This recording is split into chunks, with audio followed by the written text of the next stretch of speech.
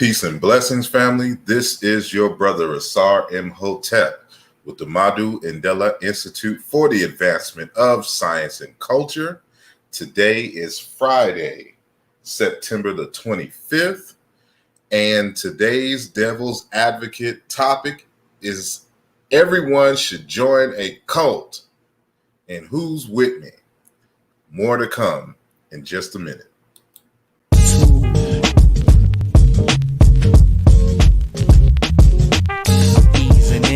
Slick as I can. Say what?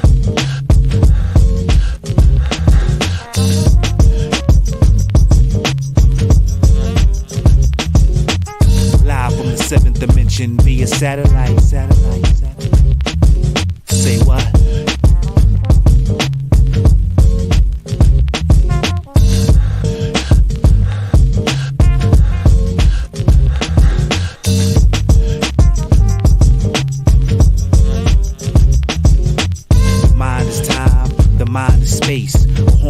Bass flush for minds to taste. The mind is time, the mind is space. A horn rush, a bass flush for minds to taste. Smooth.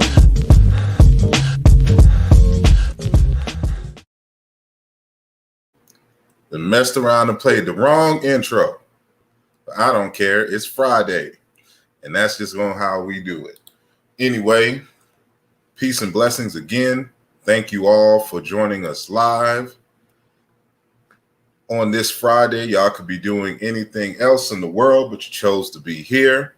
So I am very appreciative of everyone, wanting to get into this dialogue. So y'all know that for the past few weeks, I've been having conversations about my experience as a Hebrew Israelite, in the early and mid 90s.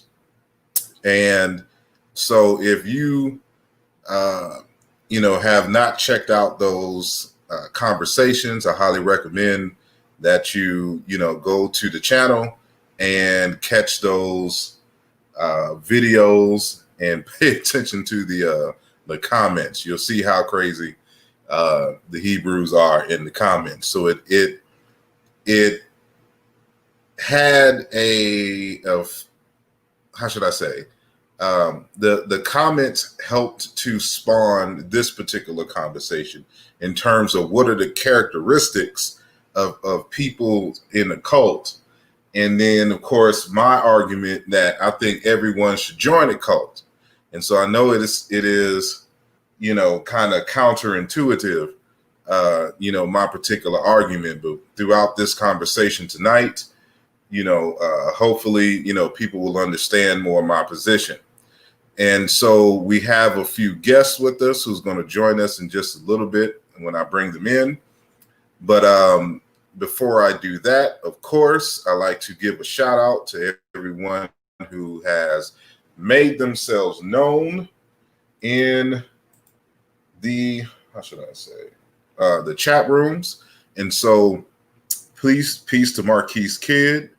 Peace to Robert Rand, Sister Tamika One, Phi Light and Tist, Sunjiata, Ata and Zambi, Brother Chavez, Tep Haseb Ahau McCrae, Brian Beno Smith, Lamar Pope, and Mr. Morpheus and Safa Rabah Muhammad. Peace to all of you who have made yourselves known in the chat. Peace to Sister LaDasha Wright.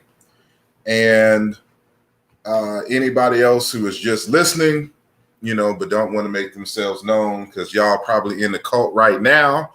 And it's a sin for y'all to be in the chat room. And so just want to make that known. Peace to Montaya X. If I'm saying that correctly, if I'm saying that incorrectly, I do apologize. So peace to you, and hope everyone is doing well. So before I move forward on the conversation, of course, some announcements. And so on tomorrow, I will be interviewing Dr. Chilemalema Mukinge, who is an elder and a scholar on the Baluba people and culture and language. And, we'll be talking about the Baluba culture, religion, and philosophy on Sunday, but this will not be a live show. I will be recording it Sunday and uploading it Sunday for my Patreon members. So this is one of the benefits of being a Patreon member, that you get access to certain exclusive interviews before everyone else, weeks and sometimes even months in advance. And some videos will just be for, the Patreon members. So if you want to, have access to these videos and other, benefits or whatnot, I encourage you to join my Patreon. That is patreon.com/asarimhotep. And, the funds used through Patreon will help in the initial fundraiser for the Chiena Into film. So this is one of the elders who I will be interviewing for the film. And because we'll be talking about the relationship between Bantu languages, cultures, religion, etc., and rituals, and that of ancient Egypt, Kemet, for those who prefer that name. And, it is time we do some real scholarship and documentary form, and one that is done right, aesthetically, sound wise and the like. So, your contributions will help in that arena. So once again, patreon.com/asarimhotep /asarimhotep. So without further ado, again, our topic is on the cults.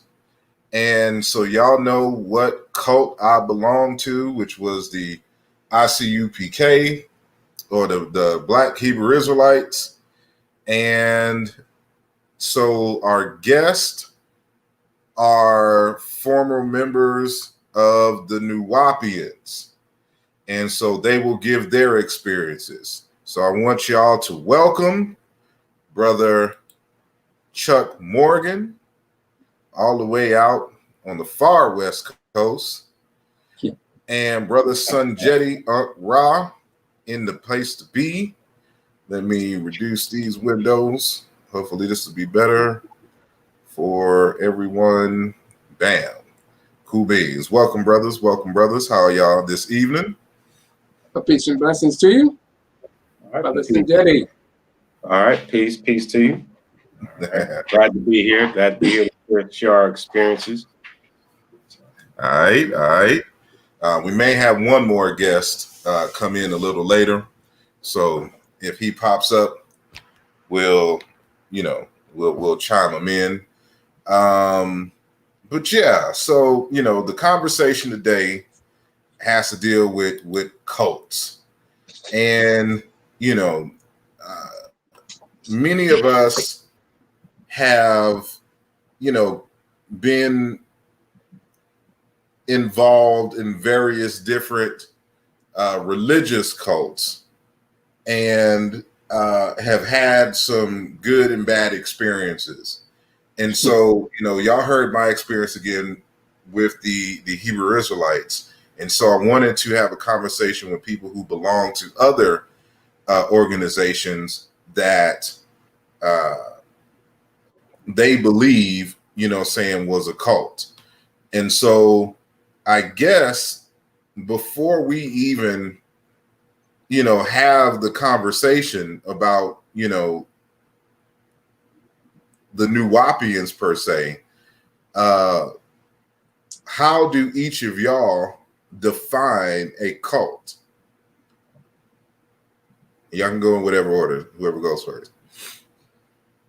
Well, because you have so many different definitions of cults, and some people will go back to the etymology of a word as being a term that was in reference to worship and how it became obsolete and didn't pop back up until around the 19th century. Then some people use the general definition of a cult as having a charismatic leader that the followers give full reverence to without question, and some even willing to give their own lives in regards to this individual who has this magnificent presence that he's able to captivate his followers through a series of lies and having ulterior motives in the process. So then you have a cult center where you have a place where individuals, worshipers, they go and then perform whatever ritual, ceremonial, sacrifice, what have you. But there are definitely different degrees or definitions of a cult or a cult center. But from my perspective, where I'm critical is centered upon cult in the modern term as being a group, a religious, usually a religious group, and then you have politics, like you have the Trump administration, you have that's a cult. And then I'm just basing it centered around that mindset. People who give full adoration to a charismatic character, and regardless of anything else, true or false, they'll follow him to the end. All right. You have anything to contribute, Sanjay? Yeah, so peace to Brother Chuck. So basically, you just described Christianity. Because when I was coming up, and I'm sure you may have come across this as well, that a cult is simply a group of people who come together for a common cause, and that's in the dictionary. Mm-hmm. So, in addition to what you shared, it's as a self-defense mechanism. When I was coming up, in the Nuwaubian community in the 90s. So I started in the 90s, and our reverse argument is it's simply a group of people who come together for a common cause, which technically is right. But then we have that adage of you have a charismatic leader. Now, I don't personally think there's anything wrong with having a charismatic leader. It's what that leader teaches and promotes as mentality for the group. So, and the group, if the group cannot ask critical questions, and if you are threatened directly or indirectly, or have a preemptive threat just for asking questions or wondering, then that's the problem. Mm-hmm. So, we could call that a cult, if we will. I personally don't really, define the Nuwaubians or any others as a cult in my head, but I do understand. But the problem is when you ask questions, because that's what I did, and we were, and you notice we're trained to ask questions. It's not just an encouragement. We are trained. We have books, question and answers for every single other religion. Christianity, 360 questions. It was 360 questions or 365. 360 questions to ask a Christian, 360 questions to ask a Muslim, etc. We're trained, but we never had a book internal and 360 questions to ask ourselves. At least in the 90s. After that, I don't know. But I internalized it so much, I asked ourselves questions.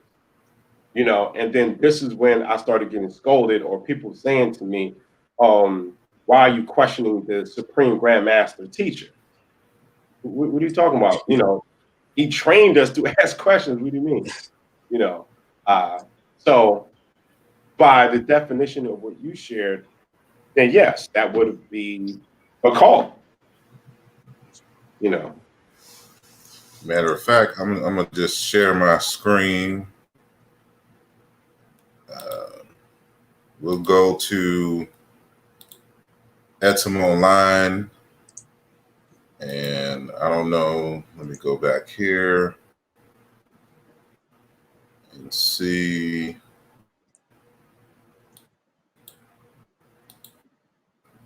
If y'all can see in the audience, you know, the etymology of the word cult. Because if we go by definitions, as Brother Chuck said,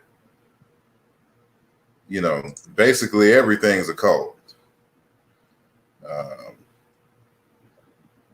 Hold on, I'm trying to see if it shows up correctly. Okay, boom.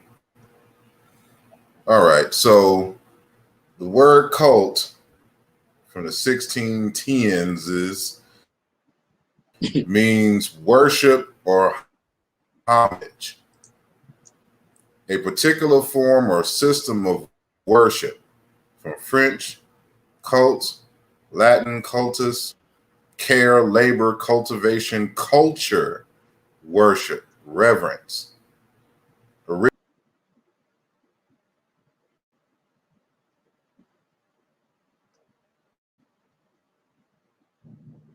Okay. Guess he went out. What up? All right. So I guess while we're waiting for him to come back in, so again, the etymological definition of cult is also related to culture, which all that is definitely correct. So sorry, you said okay. I don't know what happened. Yeah. I was going to spark a dialogue up to keep it going. You know, I probably got kicked off because the God Killer came on. All right. Peace, Brother Unc. Can you hear? What's going on, brother Saul? Nothing much. Nothing I much. can hear you loud and clear. All right. All right. We were just going over the definitions of a cult, and we're about to go into, you know, our or at least the guest, because everybody's heard me before on the past two shows, but at least our guest experience in the cult. So now we're basically asking the question, well, what is a cult? And if we go by the literal definition of a cult, everybody belongs to a cult, because it is just generally the culture and to give reverence and to worship and to honor. And so if we say, for example, that the Nuwaubians and the Hebrews and all of them are cults, but then we promote indigenous African spirituality, they're cults too. So what distinguishes cult from the literal sense to how we utilize it in the modern sense? What is that extra that be like, nah, this is something different than just the general culture of a people? And so that's where we were before I got kicked off. I don't know how that happened. And before you got in. So I'm sorry? Yeah, it's the stream yard you're using. Let's do it. Indeed. So, you know, I already showed the definition of whatnot. So dealing with culture and the cult or whatnot. But so I'm going to go down my line, so to speak, and you know, starting with Chuck, then Brother Sanjetti, and then Brother Unc. Since all of y'all seem to have been Nuwaubians at one point, you know, just briefly tell me, you know, how long you were in, where you were in, what draw you to the organization, and then what made you leave. And then we'll get back into, you know, after everyone's gone through, we'll go back into the details of that experience with each one of y'all. So Chuck and Brother Sanjetti and then Brother Ankh. Okay, my experience started back in Washington, D.C. See, here's the thing, before I even get into it. Nuwaubians, or Nuwaubian as the group, didn't come around until the latter part of the 1990s. If you go back to the history of the organization, it officially got its start in New York, Coney Island, of all places, in 1970. I came on the scene around 1989, and back then we were known as the Ansarullah community, or Nubian Islamic Hebrews. And that was my beginning, which, because I was always around consciousness, if you will, for lack of a better word. When at one time I used to make kufis, and I was really into a lot of book reading, because I spent a lot of time up at the place known as the House of Knowledge on Georgia Avenue, right up the street from Howard University. And you had the Kabbalah books, you had Pyramid Bookstore, you had the Nation of Islam had a center there. You had Islamic Visions Video. This was the Mecca in DC for consciousness back in the 1980s. So that was where I really got into knowledge of, I guess you could say, knowledge of who we are as a people, and the different groups that had various degrees of how they wanted to teach it. So it came one time outside of my house. There was back then was People's Drugstore. I saw a brother dressed in white, and I thought it was funny, because usually you see these guys standing out there with incense and a table full of oils and things. I really wasn't too into that. So I just bypassed the film. Is selling oils part of the cult manual? Is like that the first characteristic of a cult? Like everyone sells oils? I think that because at that time we were, as Ansars, being as though it was centered around Islam, oils, fragrances, frankincense, myrrh, the burning of incense, and all that was part of the culture. So it was naturally incorporated, and that was a means to generate revenue. Right. My initial introduction into the organization or cult was, I was in Georgetown one night and I was partying, but because I was making all of these kufis and things, I got I came across a lot of, back then, hip hop was just really getting into its heyday. And I saw the paid in full video. So I did a kufi that had the the tassel, without the tassel, but it was just, the one that Rakim had, with a little thing on the side. So I rocked it, had the compass, had the crescent and star right here in the center. So I was roaming downtown, in Georgetown in particular. And I came across a brother who got out of the car and stepped to me and said, asked me, "You God?"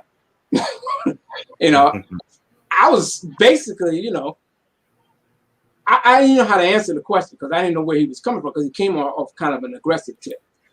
And so I was like, huh? And because I was wearing it, he figured that, you shouldn't be wearing something you don't know what you're representing. And then he started breaking down all these this jargon that he was coming with. And, I was like this, like, whoa, what was he saying? So I had, I don't like it when people stick me. So what I did was I needed to go back and study what this 5% thing was, So one day I went out past the CVS and I saw a book on the brother's table, and it had the 5% symbol. It was called The True Star of Islam. And, Imam Isa, and it had, the Nation of Islam, the 5%, it had the Balalians, it had everybody. And so I got the book, and he gave me an audio. I think it was, I can't remember. It was a True Light tape. And when I opened the book up, I saw York. And I was like, oh man, what is this? He had the staff, and, that look. And as soon as I saw it, I was like, I'm not reading it. So I really didn't get into it until it was just kept picking with my head. So I eventually played the audio, and he didn't sound anything like he looked, and which surprised me. And he had a sense of humor, and he sounded like he knew what he was talking about. It was very impressive, because it was right in line with what I was looking for in terms of how to address this whole Nation of Islam thing. So I got another book, and then another one, and another one. And because, you know, I was doing pretty good, you know, financially, you know, I really didn't have to worry about money. So the brothers was like, you know, why don't you take it to the next level? Because I started coming down to the classes, and I was just asking the brother, you know, I just wanted to know from it, once and for all, was Jesus black? And that was my thing. You know, all the Islam stuff, I wasn't even really interested in that at all. You know, because I was pretty much raised a Christian, you know, moms and all that stuff. So my whole thing was I just wanted to get the information. Okay, this is the way it is. Got it. Move on. But then, you know, you build a relationship with some of the brothers because, you know, it was this camaraderie thing, you know. And the way that it was pitched, the brother who was teaching, Emir Idris from New York, he had this way of teaching that I was like, I'm loving this. And ironically, at that time, when I first went there, he got into a debate with a Sunni Muslim. And that carried on for about 3 hours, and I was loving it. So that kind of showed me, said, wow, these guys are rough, they sharp, they had the courage, they right, I'm with this. And that was how it kicked off for me.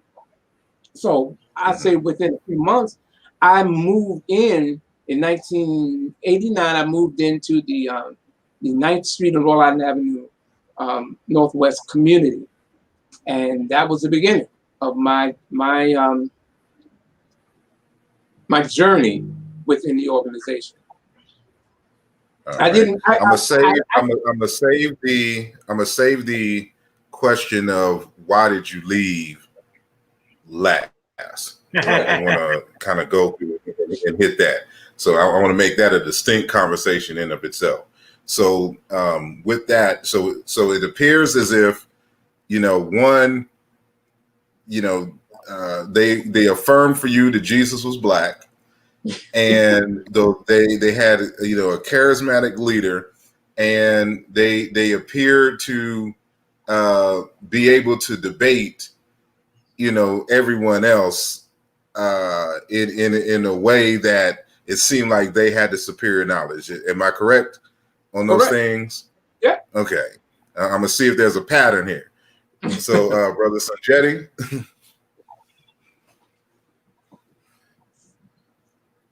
All right. So my experience began in 1995.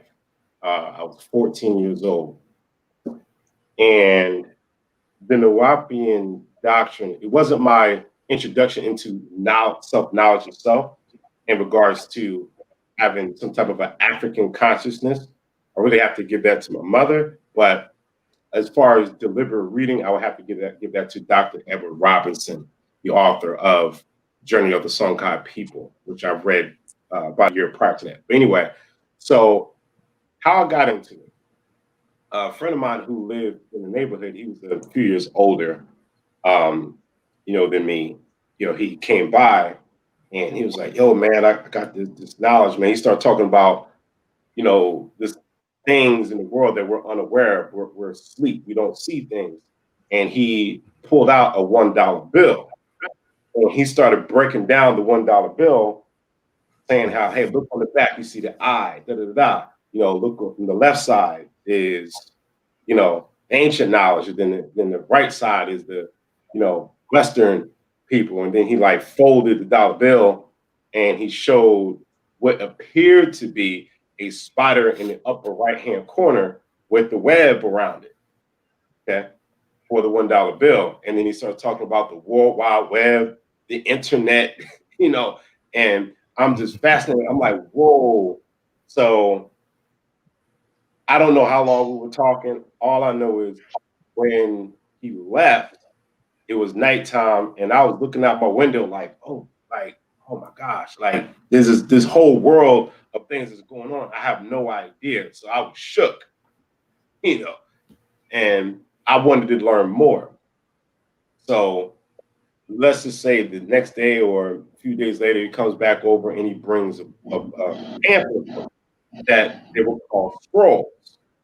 And I don't remember exactly which one, but it was one of those introductory level ones that you pass to those who you wish to convert. Mm-hmm. So I read it, and you know, if they're pamphlets, you could read it. You could read it in less than an hour, basically. You know, if you really wanted to. But there was always packed with information. You know, it would have scriptures, quotes, and I noticed it will always have the language. So if it was quoting from the New Testament, it would have the Greek, you know, and let's just say King James, and then it would say real translation by Dr. York. So it's establishing the superiority of the teacher or the leader and the ability to translate. So I got attracted to that. And now, mind you, this occurred in Delaware, and my hometown was Philly. So whenever I would go to classes on Sundays, we would go to 152nd Street in Philly, called the Holy Tabernacle Ministries. That's the sign that was out front. So we'd go there every Sunday, knowledge class, and the teacher would stand up. And I think I live not too far from there. Right, yeah, exactly. I would always see the Nuwaubian, you know, down the street when I would go that way. But yeah, go ahead. I'm sorry. Right on 52nd Street. So the teacher at that location would not initiate a topic. The teacher would say, well, introduce him or herself, well, himself, it was at that time it was only men teaching, at least at that facility, and say, okay, ask me a question. And wait for someone in the audience to ask a question, and then that's how the conversation would spark. And I just got really fascinated until I started peddling the books myself. I never actually lived in the community, but I did pretty much everything else. So that's where I started debating Christians. And at that time, at least in my perception, Christians were always the easiest. They were the, you know, your beginning stage, and then you graduate into debating Muslims, because they were more difficult to debate with. You got to know your stuff better than Christians. And you know, of course, Hebrew Israelites, who were more aggressive, if you will. And I was just getting in any and everybody, getting all the books. I started selling the books, and I was always between Delaware and Philly. So, you know, that's what got me into the knowledge. I was always fascinated with knowledge of reading, because I was doing it all my life, even up to that point. Well, yeah, you know, we'll just save more detail for further conversation. All right, brother. All right, so that's your dog barking. Yeah, but yeah, there we go. I'm going to get him straight. The wolf didn't make his full transition yet. Meant to make that up. Let me try to bring that evolutionary talk to this channel. Anybody who believes in evolution is in a cult. So. The code of evolution, the code of science. The code of science. Funny. So yeah, well, my introduction into consciousness was really, I didn't even know it. It was a Dr. Ben video, and I didn't know who the hell Dr. Ben was. As a matter of fact, I was in Tennessee, and my friends had got me out of Baltimore. You know, they was drying me out for a while. Boom. So I'm in Tennessee, and a friend of mine, he gave me a book, Black Athena, and he gave me a damn Dr. Ben tape. I look at the tape. Dr. Ben said out of his mouth, somebody asked him, did he believe in God? He was like, God. He said, if I did believe in God, it would have to be my mother and my father. He said, they birthed me. He said, before them, I didn't know nothing. He said, they clothed me and fed me. And that's stuck right here. Okay. Now, how did I get to know about the Nuwaubians, Malachi York? I believe it was a Friday night. I know exactly it was a Friday night. I know I was. I was on Emerson Avenue, Baltimore, Maryland, and I was with my lieutenant, and we was in a stash house, and we was counting up money. All right, a lot of money at the end of the night after you do all your collecting. Okay, And on his desk and on the table, this dude had some books. I was like, well, what in the world? He had some tapes, some books and some tapes, right? I said, what the hell is this? We put the damn tape in, and there's Malachi York beating up the Bible. I was like, I'd never heard nobody beat the Bible up like that. He hit us with the, with the Cain and Abel and the whole 9 yards, like, things that was clearly wrong that most people don't even see. It's like, man, that's incredible right there, right? So he gave me some tapes, all right? And not only did he give me some tapes, he gave me one of those, I'm talking about videotapes, he gave me a cassette. What was the Mo Better? Chuck, what's the name of the show you was on? The Mo Better? What was that? You hear me, Chuck? Oh, Asar, can you hear me? I can hear you. I'm in the back chat. Yeah. He says that he can't hear. You got to go out and come back in. Yeah. Yeah, go out again. So I'm listening. So first of all, Chuck is on the Mo Better show, and he beat them up with the Bible. I'm like, man. So now I'm in golf. I'm in Baltimore, Maryland. I'm in golf. I'm in the thick of it, right? But I got Dr. Ben in my head, right? Talking about God and how God couldn't be nobody else but his damn parents, right? And I got Malachi York beating up the Bible. So that was really my first experience, right? Those books that was on the coffee table and the tapes and the tape that Chuck was on, right? Chuck's on the mo. I swear, Chuck is giving them the benefit. It's some kind of, I think the show was called Scriptures Unlimited. And Chuck is giving them the business. Man, I was addicted to listening to Chuck and the way he was going against Christians, right? And all the Christians that was calling up and Mo Better. And he killing them. Now the Christians wasn't no average Christians that was on there. Right? I think one of them might have been a theologian, and Chuck is giving them but they going through the whole thing, the script, they digging in. So I was always very, very enthused, with the Bible and how to actually break down the Bible and beat it up and all that, right? Fast forward a little bit, right? I end up in Georgia, okay? And I'm saying, man, I need to go see the pyramid. So my lieutenant was like, because I believe my lieutenant's family was actually Nuwaubians. They was Ansar. Yep. That's why, that's why he had like a Muslim name and all that.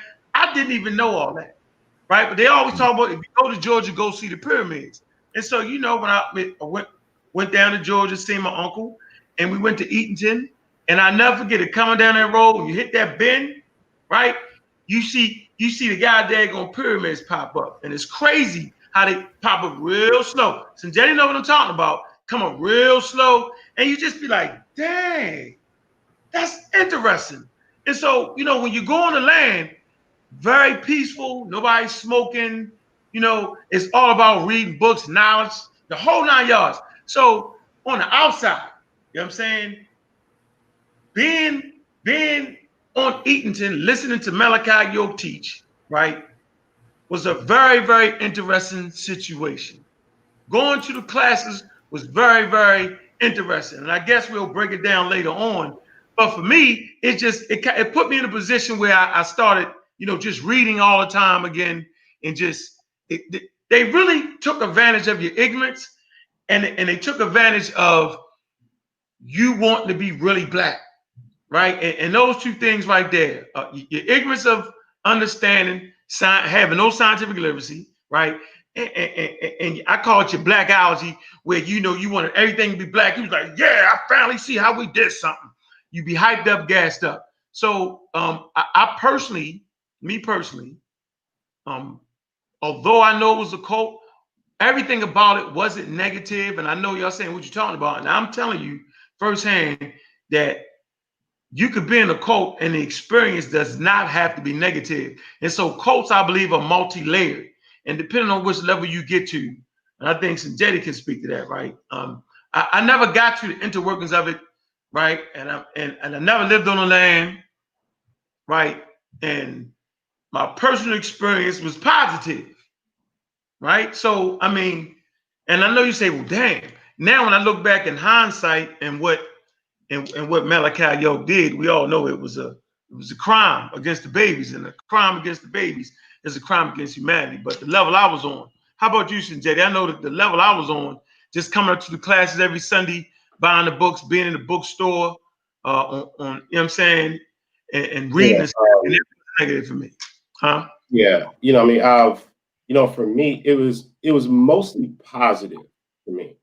You know, it was about studying, you know, getting the books, you know, just trying to enlighten people, etc.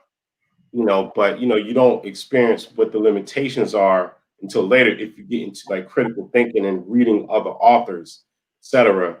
But I did like the fact that it was always pushing you to gain knowledge.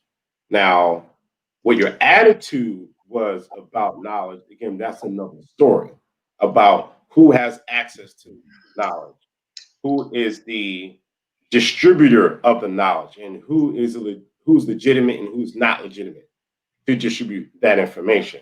So that's another conversation. But you know, I have very few friends from that era that still, you know, like when I go to Philly, especially like to the Malcolm X park, you know, when we have festivals there, I still see people that's known me from way back in the day, you know, and it's always all love. So, you know, there's no hate there at all. I think people just pretty much got past it. And plus it was so long ago, you know, that I stepped away. I stepped away in 2000, you know, for reasons that we'll get into later on in the show.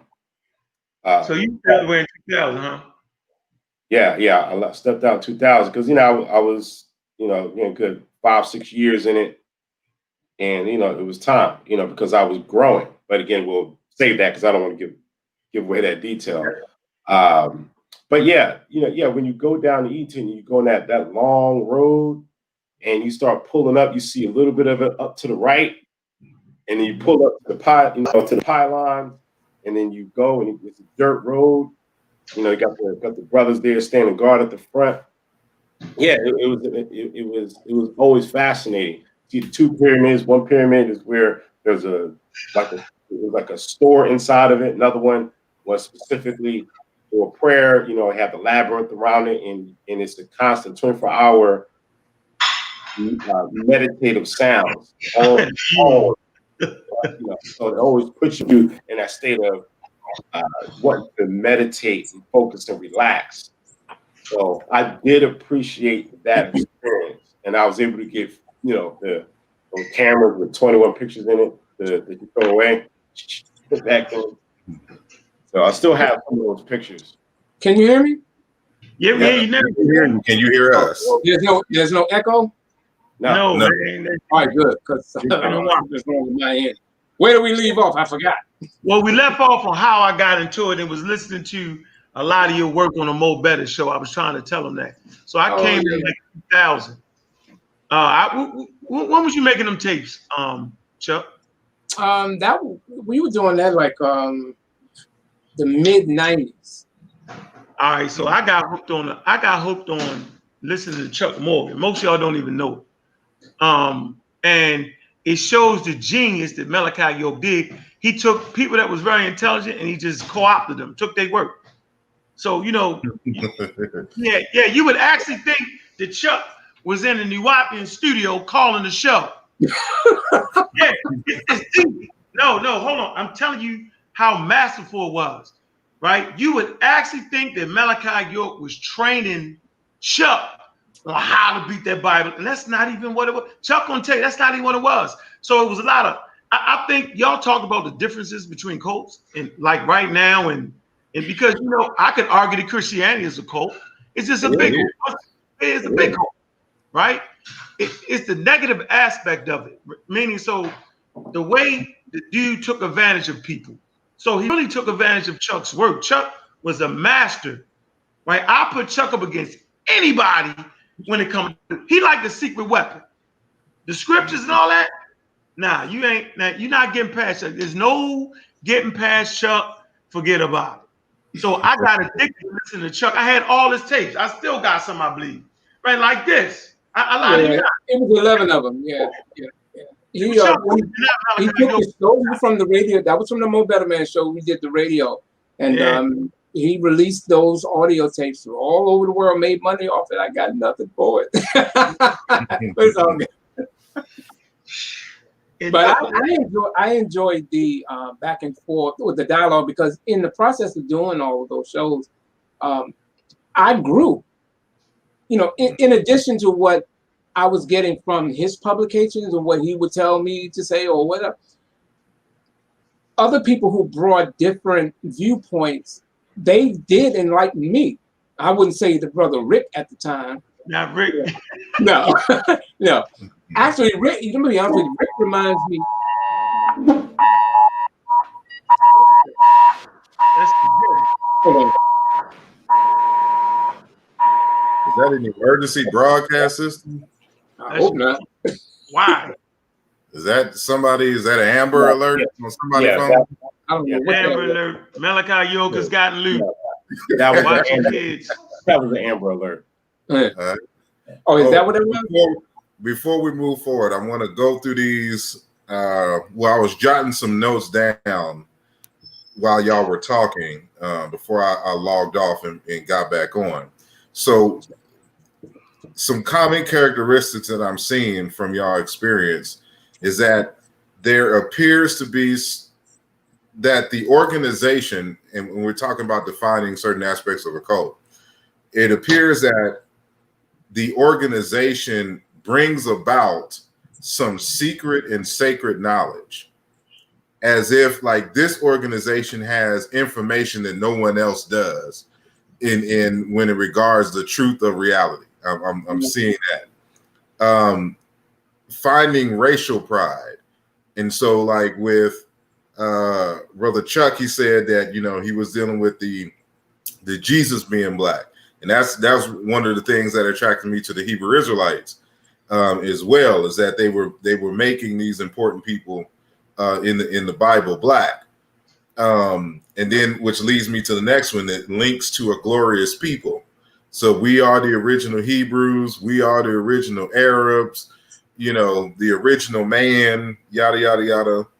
And there's a strong debate feature, about that, like their willingness to challenge, others. And so do y'all agree with these? What would y'all add? You're right on point. I agree. I think that one of the things is, I don't know, this mic is acting weird. Can you hear me? Yes. Yeah, we can. All right. I agree with that not everything was bad within the organization. I mean, I don't think I've ever said that it was. I mean, I even to this day, I still say, in spite of what he did, I mean, the guy, he was a funny dude. I mean, whenever I was around him, I enjoyed myself when we were all together, because we would laugh, joke, he would pick on people. He was a funny guy, plain and simple. Yep. But at that point, well, I'm not going to go into, because that goes into what you wanted to go as far as why I left. But there were so many things that we did culturally, if you will, within that group that I learned a lot. I had some good times. I met some good people, some really smart individuals, highly intelligent, good people, sisters, brothers. Met a wonderful young lady that we're still friends to this day. She's in the chat, but won't say who she is. But I mean, listen, I never really had a bad time within the organization, other than when we had the radio show and there was a brother that sabotaged it because he was jealous because he wasn't getting the shine, if you will. Because listen, I didn't set out for that kind of thing. I just wanted to increase my knowledge, because Jewels of Aton, House of Knowledge, a Pyramid Bookstore, they had beautiful books, but then the publications that York was releasing, it captivated me just by the covers alone. Oh, yeah, and yeah. The subject matter. Yeah, because it was very controversial. Where was Jesus God? The resurrection, you know. Are they black devils? Or why are they black devils? You know, these questions that Hold you on, Chuck. actually Hold have. on, Chuck. Hold on, Chuck. Who rolled the stone? Oh man. Who wrote it? Well, listen, I had on my table, I had it all. And because I love I love to have a back and forth dialogue with people, it was perfect for me because I was making money. I was intellectualizing. That's good. I was at the way I felt about it, I was enlightening people. And of course, the people who came that wanted to debate, if you will, on an aggressive tip, I loved it. I embraced it. They had to leave because I would follow them home. Yeah, I mean, I can relate, to Chuck. Like I didn't have, most of my experiences were positive. I was learning how to do ritualistic type prayer.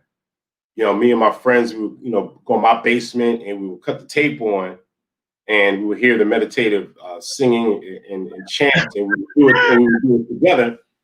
We, learned about, hygiene, which a lot of that I still do to this day. Following those hygienic laws. We got heavy Leviticus, what to eat, what not to eat. And to this day, I don't eat pork. I haven't eaten pork since 1995.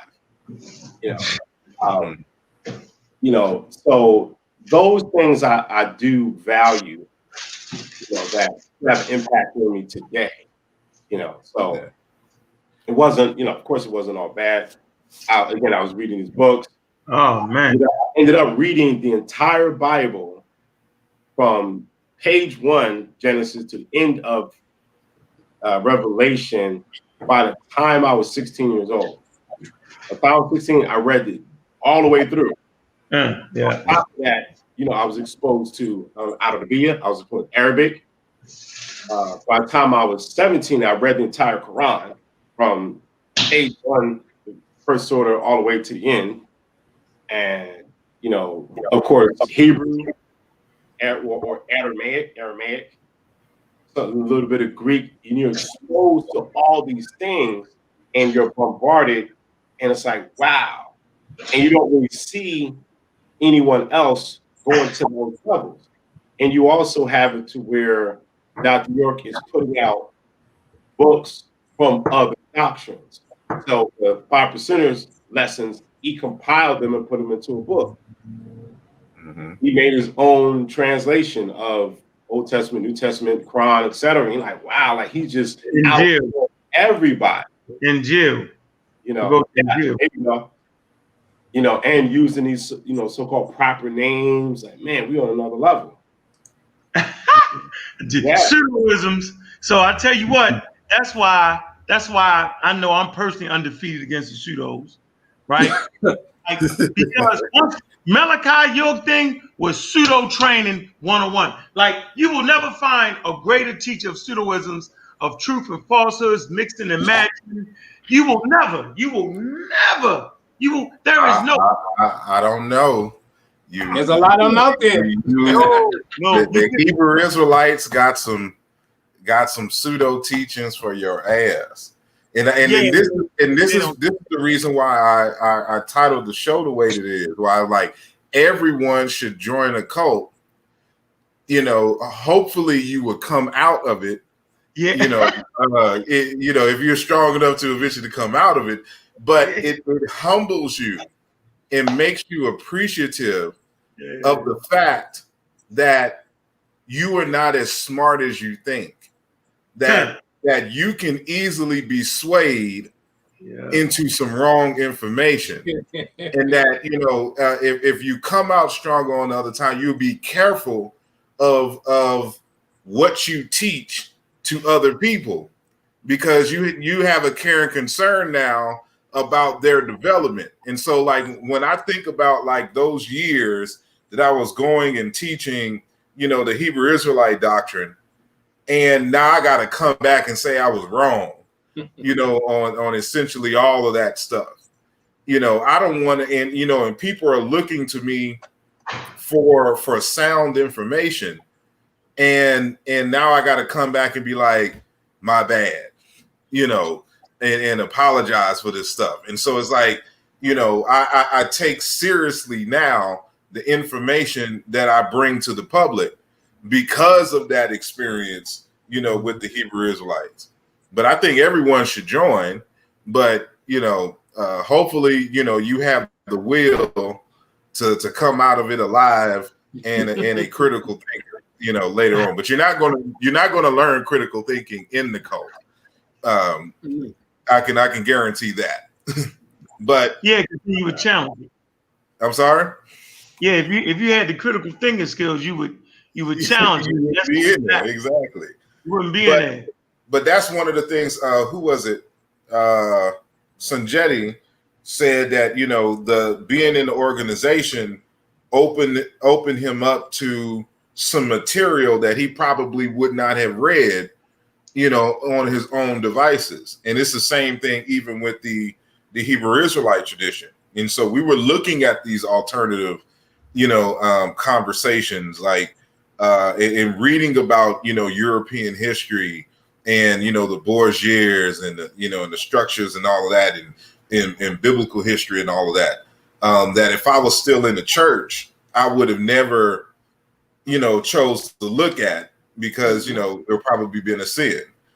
But, you know, so it gets you. What am I trying to say? At least with the Hebrew Israelites, and I can see this with the Nuwaubians, they cultivate some self-study.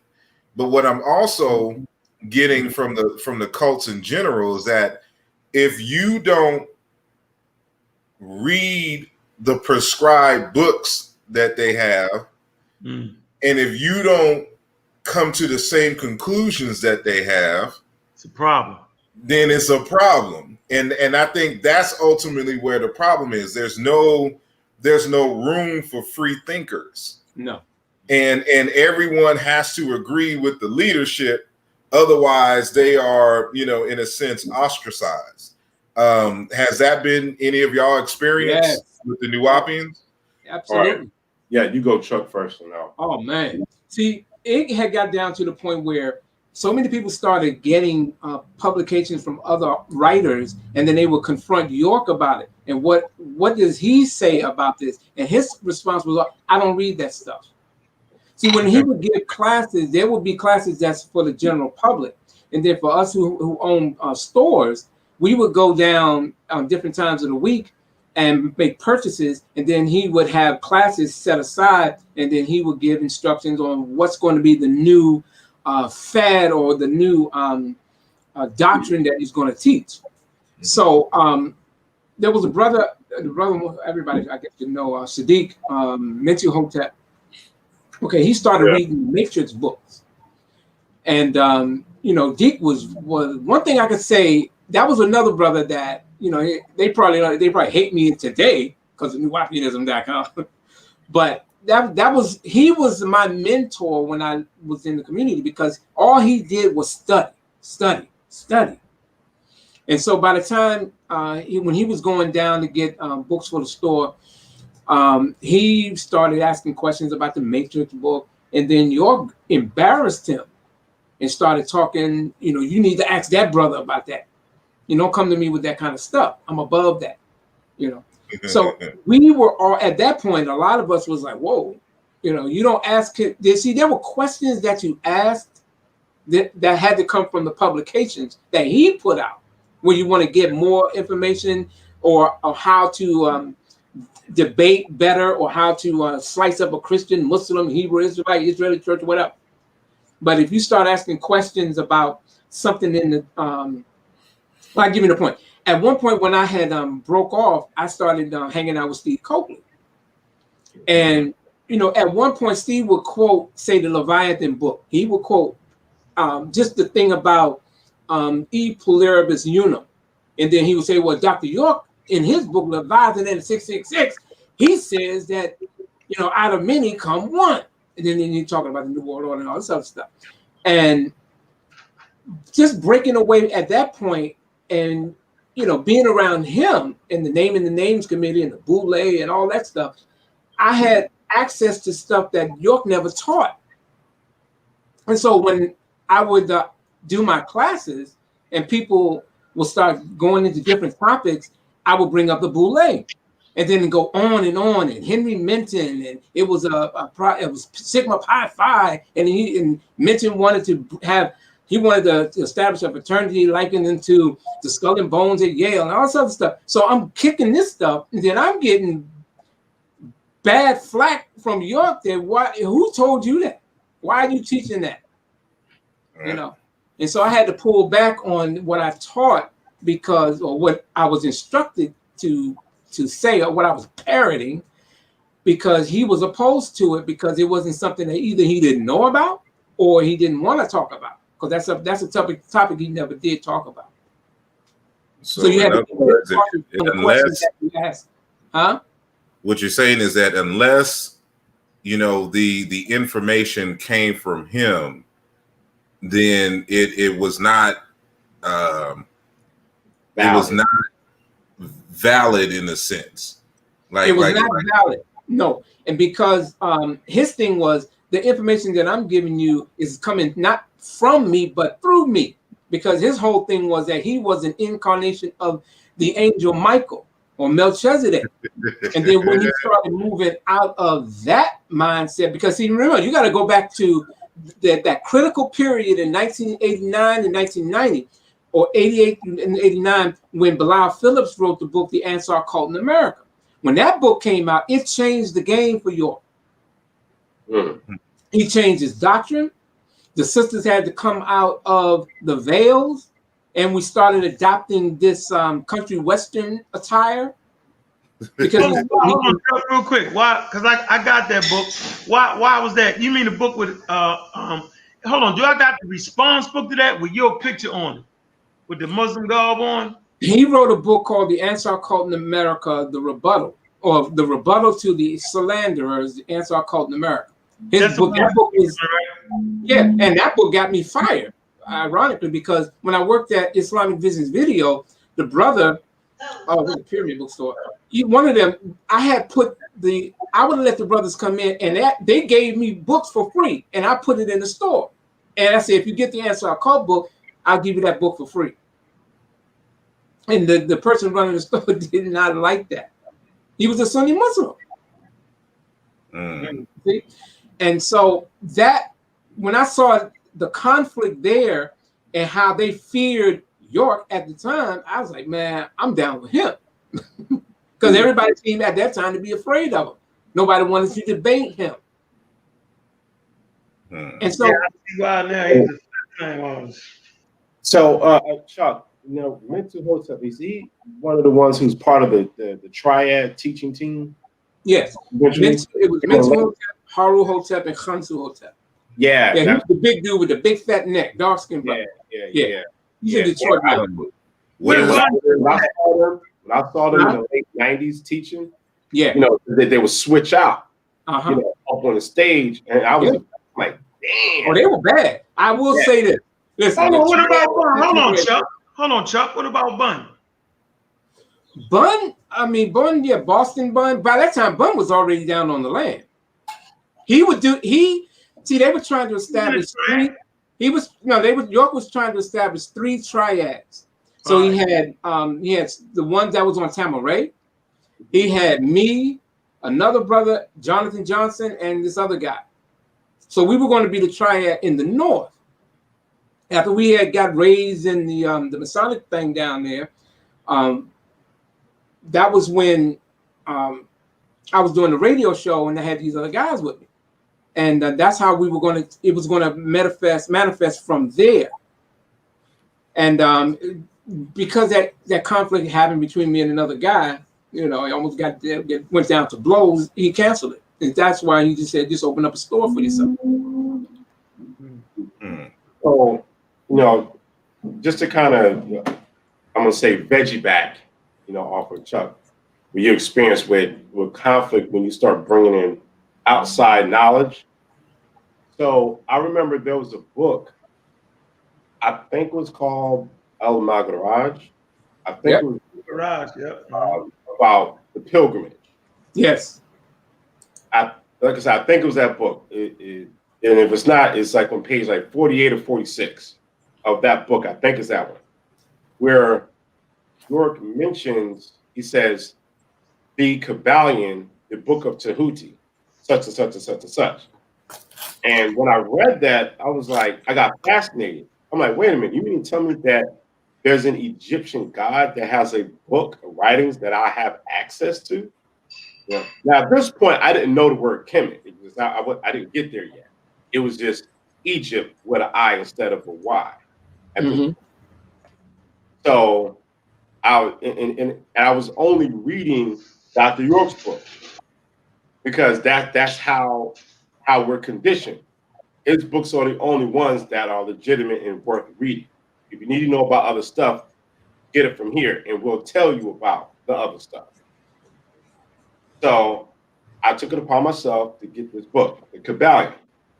I called, it was Borders. This one, Borders bookstore was still open. I ordered it. Came in the mail. I went over, well, it came to the bookstore, went and got it. And this is it. This is that right here. This is the copy of that book, The Kabbalion. This is mine. Yeah. And when I got this book, this is the very first book I've gotten regarding knowledge that was not published by Dr. York at this point. You know, at least since I started reading his books. And this is the book that I say freed my mind, if you will. Because in here, it talks about the mental universe, the plane of matter. I mean, the all is in all, just as all is in the all. Right? And it's like that. But God, I'm like, damn, okay. And then I'm reading the meaning of it. And impact. But let me tell you, when I walked away from this book, I read this in less than a week. It was like starting over again. I realized that no one man has a monopoly on knowledge. That's what I got out of this. You know, now I don't adhere to the Kabbalah at all, etc.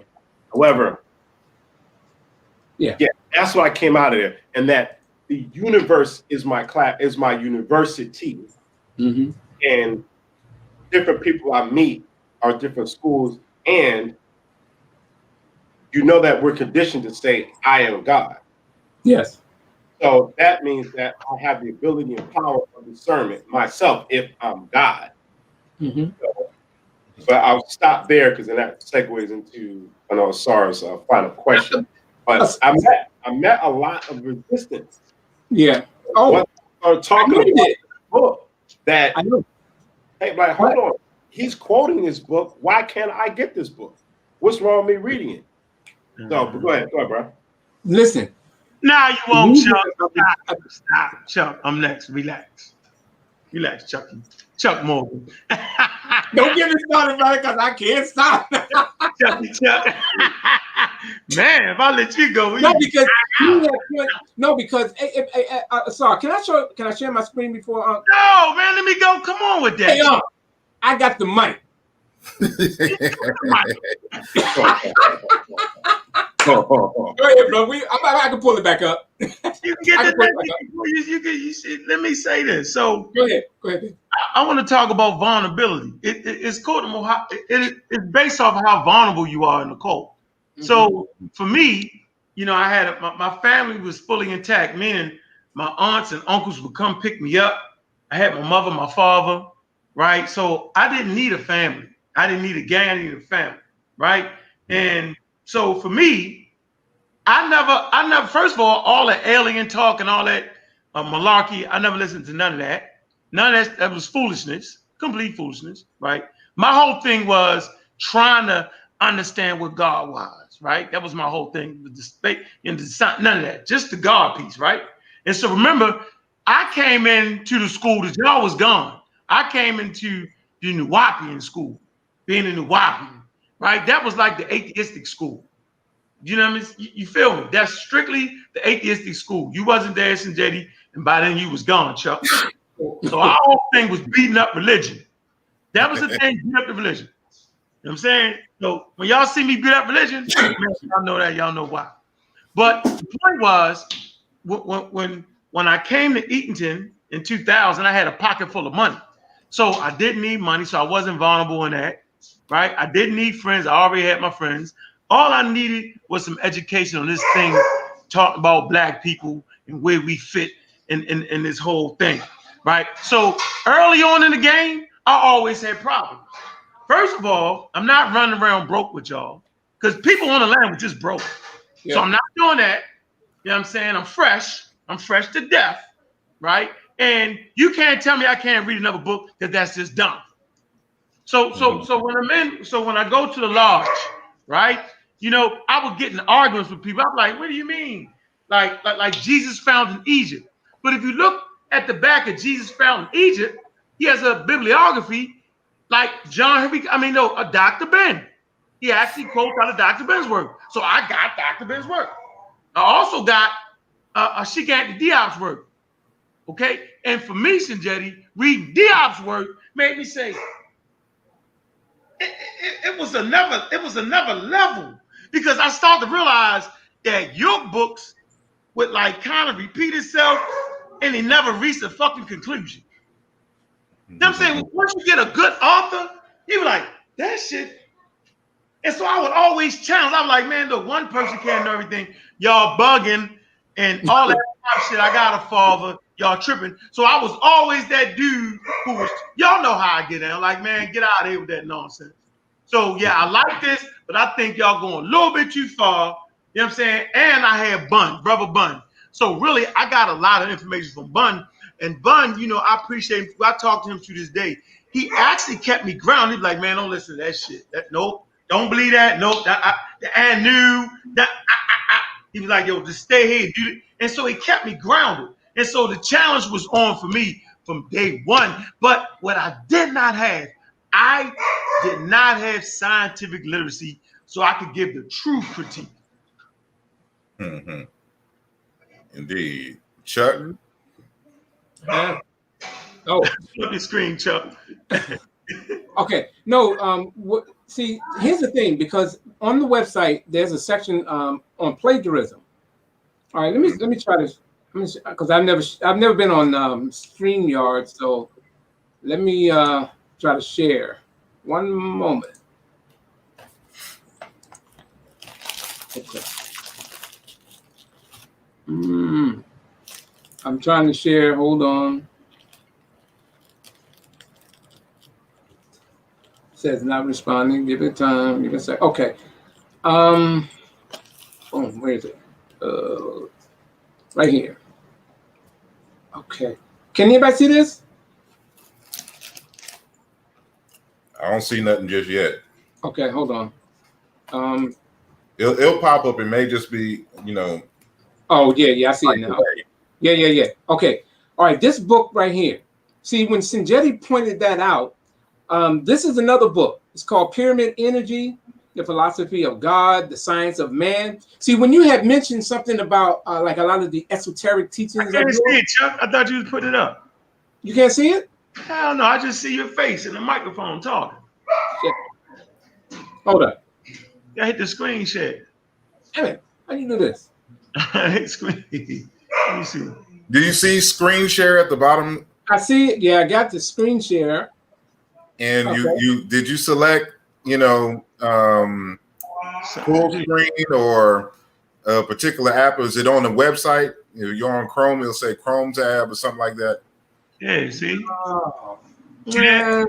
You see that, Chuck? See, I'm sharing my screen, see? Yeah, I see that, but for some reason, oh yeah, see Chrome. Yeah, I see it. I got it. Thanks, Asar. Okay, boom. Check this out. You see that? No.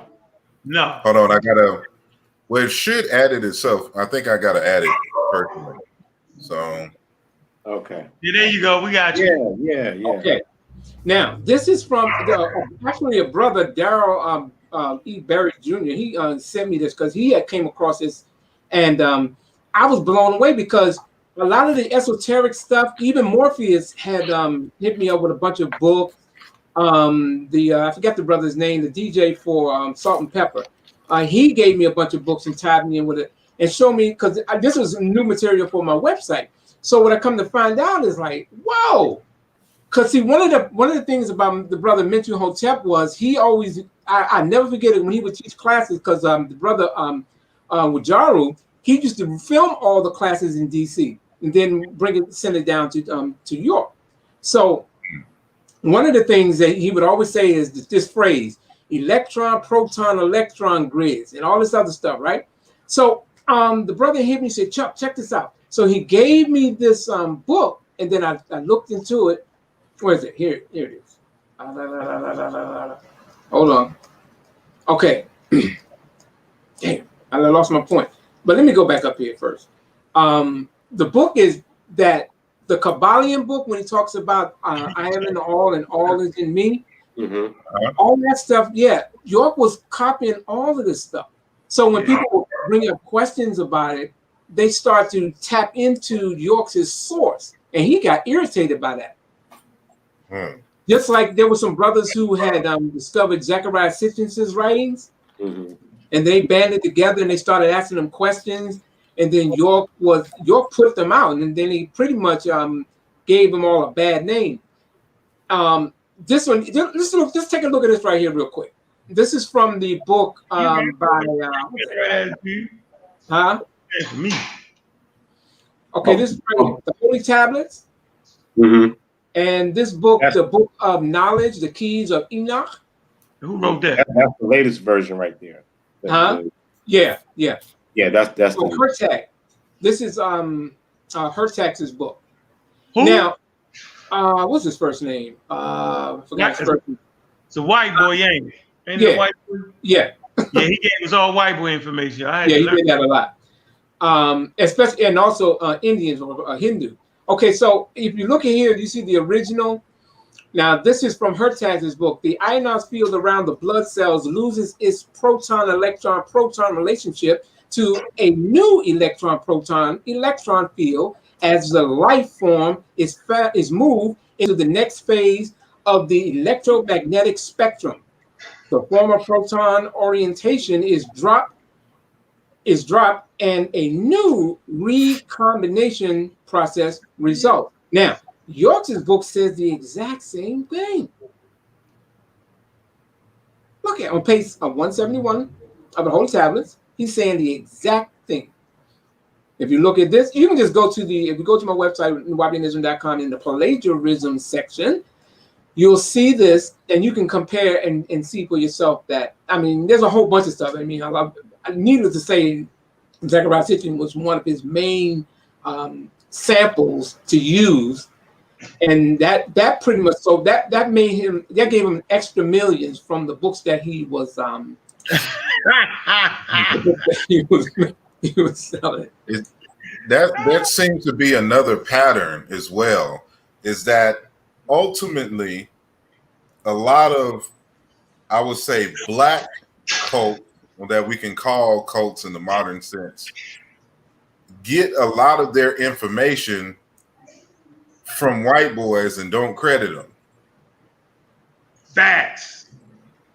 Why they hate white people the whole time. Yeah, that seems to be the heart of their information. They come and act like they're bringing something new and profound, and also that there's a connection.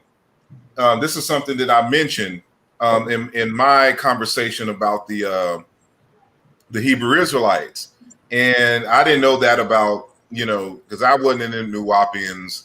When I left the Hebrews in the late 90s, I didn't deal with nobody. I didn't want to go to another, organization. So I didn't come across them.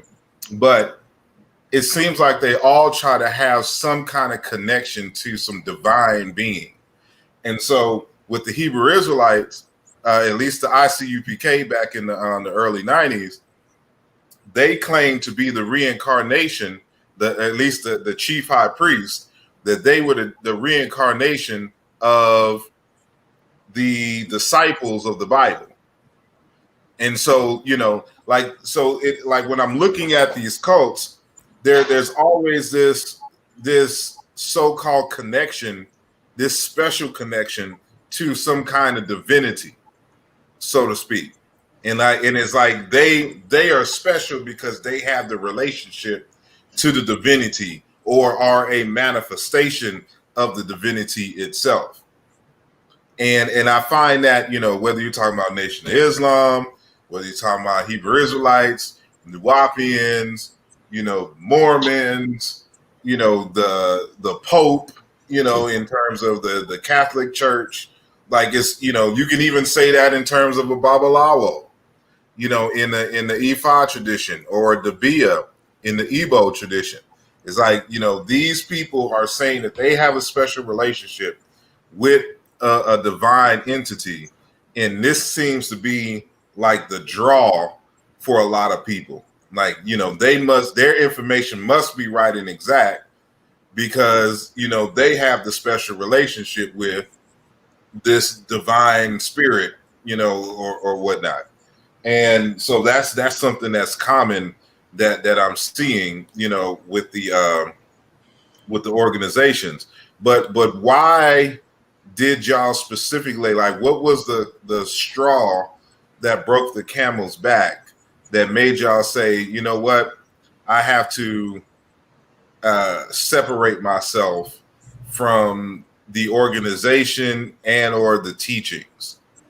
What was that situation surrounding or that motivated that move? Okay. All right. So for me, it was one. I was becoming a man.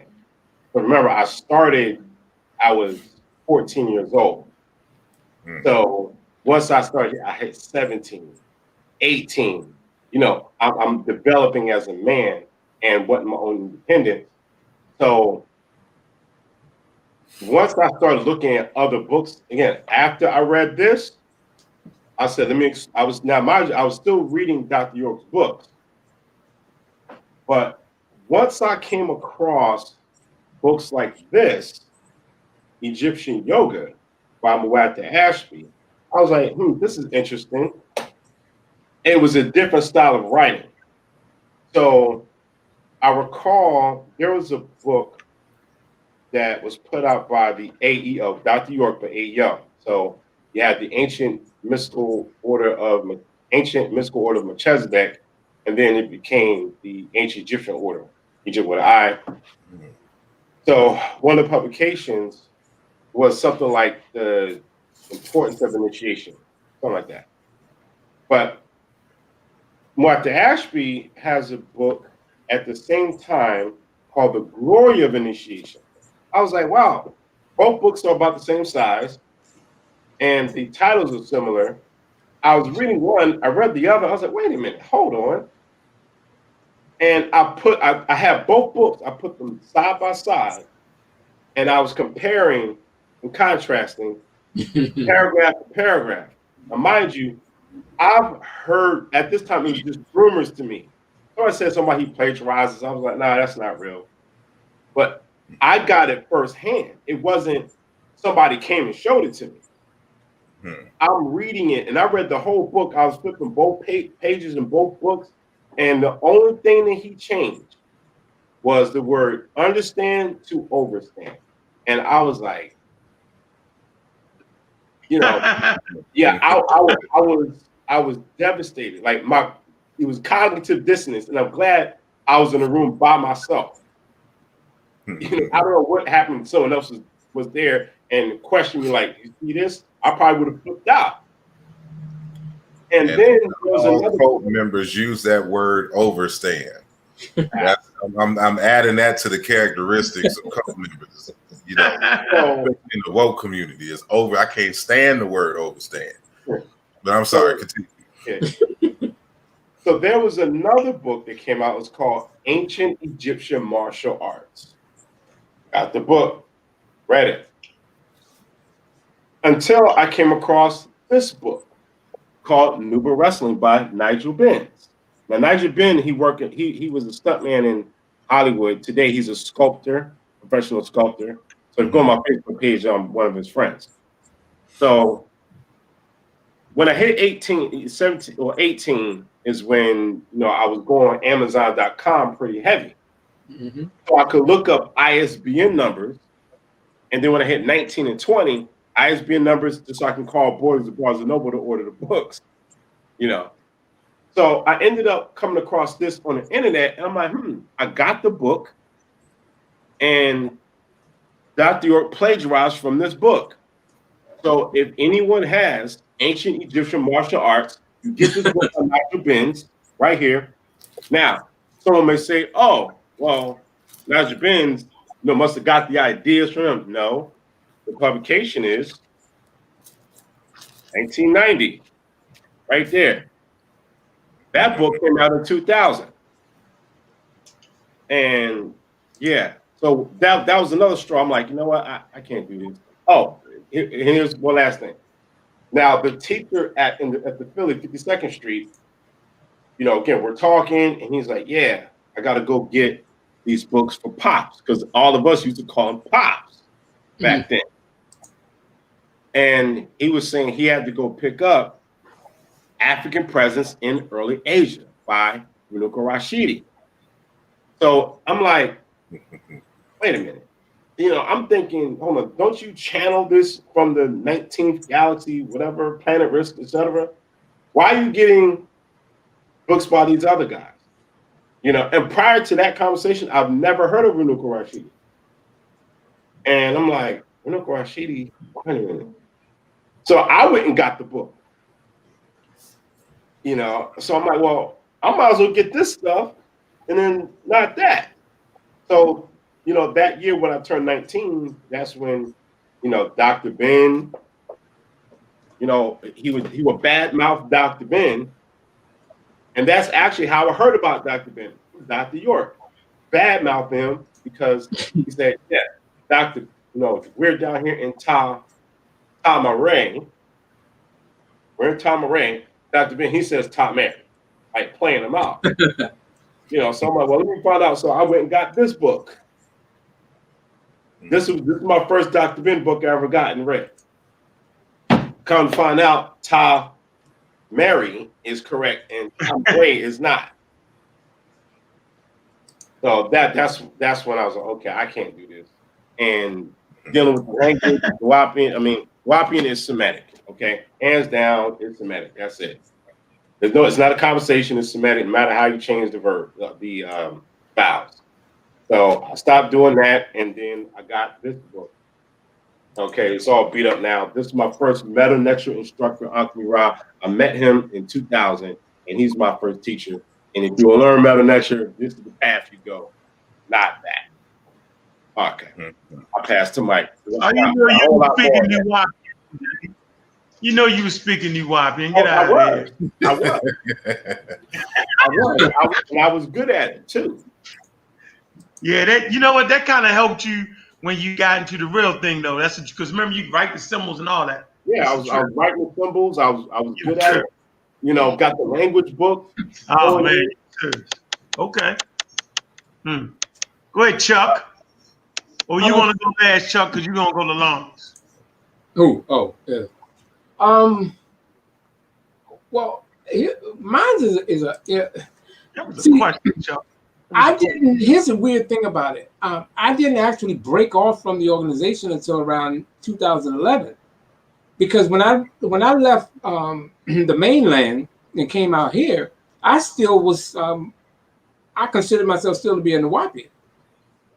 I kept the books, at least the Christian books, because I figured since they're going to be Mormons, Seventh-day Adventists, and all kinds of Christians and Catholics over here, I figured why not? I can go up there and battle them, and who knows what happens.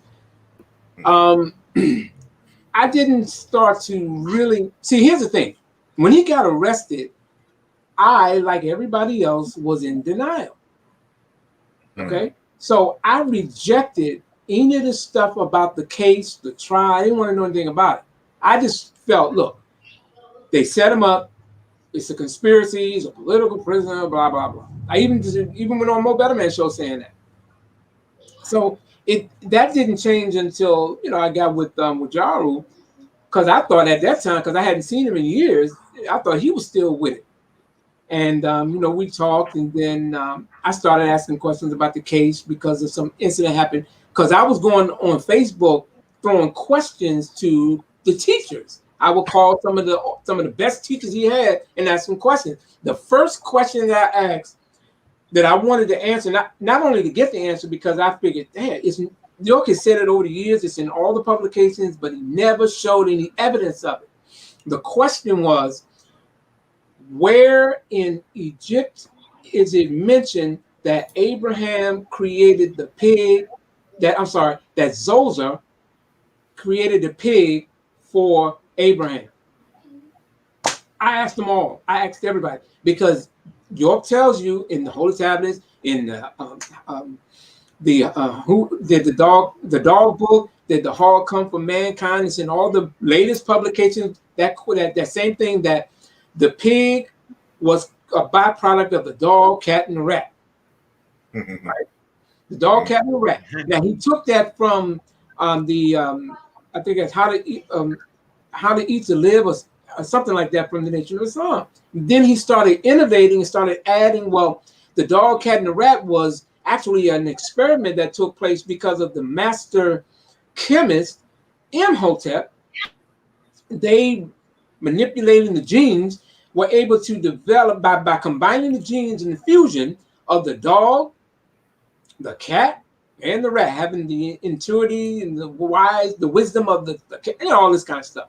And that was supposed to be that by way of that formula, Imhotep gave the pig to Abraham when they went to the land of Canaan to eat up all of the carcasses of the dead Caucasians who were the Canaanites. So when I asked the question, nobody gave me answers. So they would say, well, I knew one brother, he said, well, remember the libraries in Alexandria? Yeah, it was there, but they burned it, so that you're not going to find it. Okay, I said, okay, well, was that before or after York wrote the book? Yeah, well, how would you know if it was burned? How would you know it exists? Exactly. So I knew that was the BS. I used to teach these guys. I know when you go around the question, you play these little word games and you try to divert. It didn't work. So I would throw little blogs up here and there and challenging them, and they was getting pissed off because I'm quoting York. I'm not coming off my thing. I'm quoting him, and so it just bubbled. And then people said, "Why don't you set up a 360 questions I asked in Nuwaubian and blah blah blah." And that's what spearheaded me in that direction. That was around 2011. But when York had finally got convicted and was sent to prison, during the time he was incarcerated in jail, Jones County and these other places, we were still communicating by way of letters, because I was on his mailing list where he can get letters, and he would tell me, yeah, I'm up here, they're doing this, they're doing that, and because I was doing something that the other brothers wasn't. I was using talk radio. Joe Madison of WOL or XM, whatever. He was the one that instructed me in the studio on how to, conduct yourself, how to use the mic, and all this other stuff that they had in there. So York was he wanted his message to get across to the public by way of the radio show, and he got pissed off at me because I had wrote him a letter saying that the people, they miss you, and they say that you did this and you were still great. And then he got saying that, well, you act like I'm dead. I mean, that's the tone of the letter. And he said, well, we don't need to talk like this anymore. And I hadn't gotten another letter from him since. So I was still holding the torch for the teachings. And then by the time 2011 came around, 2012, I started studying the case, the trial, and all the stuff, and then talking to victims and all that stuff. That's when I realized, damn. That's what I said, damn. And when I read the transcript, the sealed transcripts, and the vivid, gory details, and then looking at private medical analysis, the medical results of victims that never got published, but because people gave me stuff, I saw it. I knew it. The herpes thing, what he had, what this one had, everything.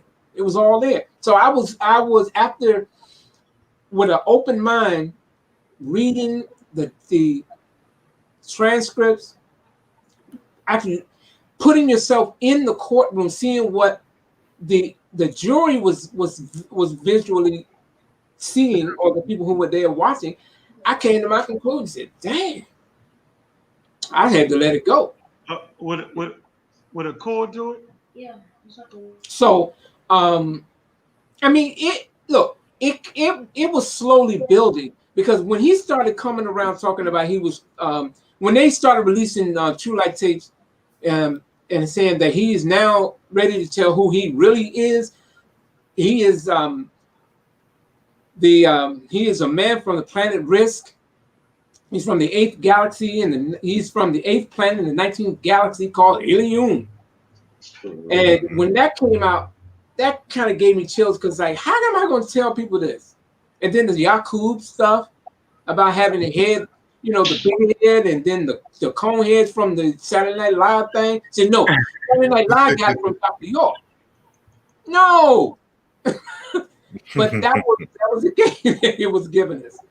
So it slowly but surely, I was still skeptical, but I was holding the torch, hoping the brother was not lying to me, because I wasn't really a practicing Christian.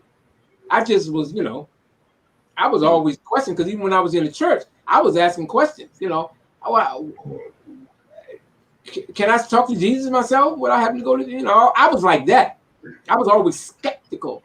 And then when York would make fun of the word skeptic and say, you're a skeptic, you skip over the fact, that kind of stuff. Yeah.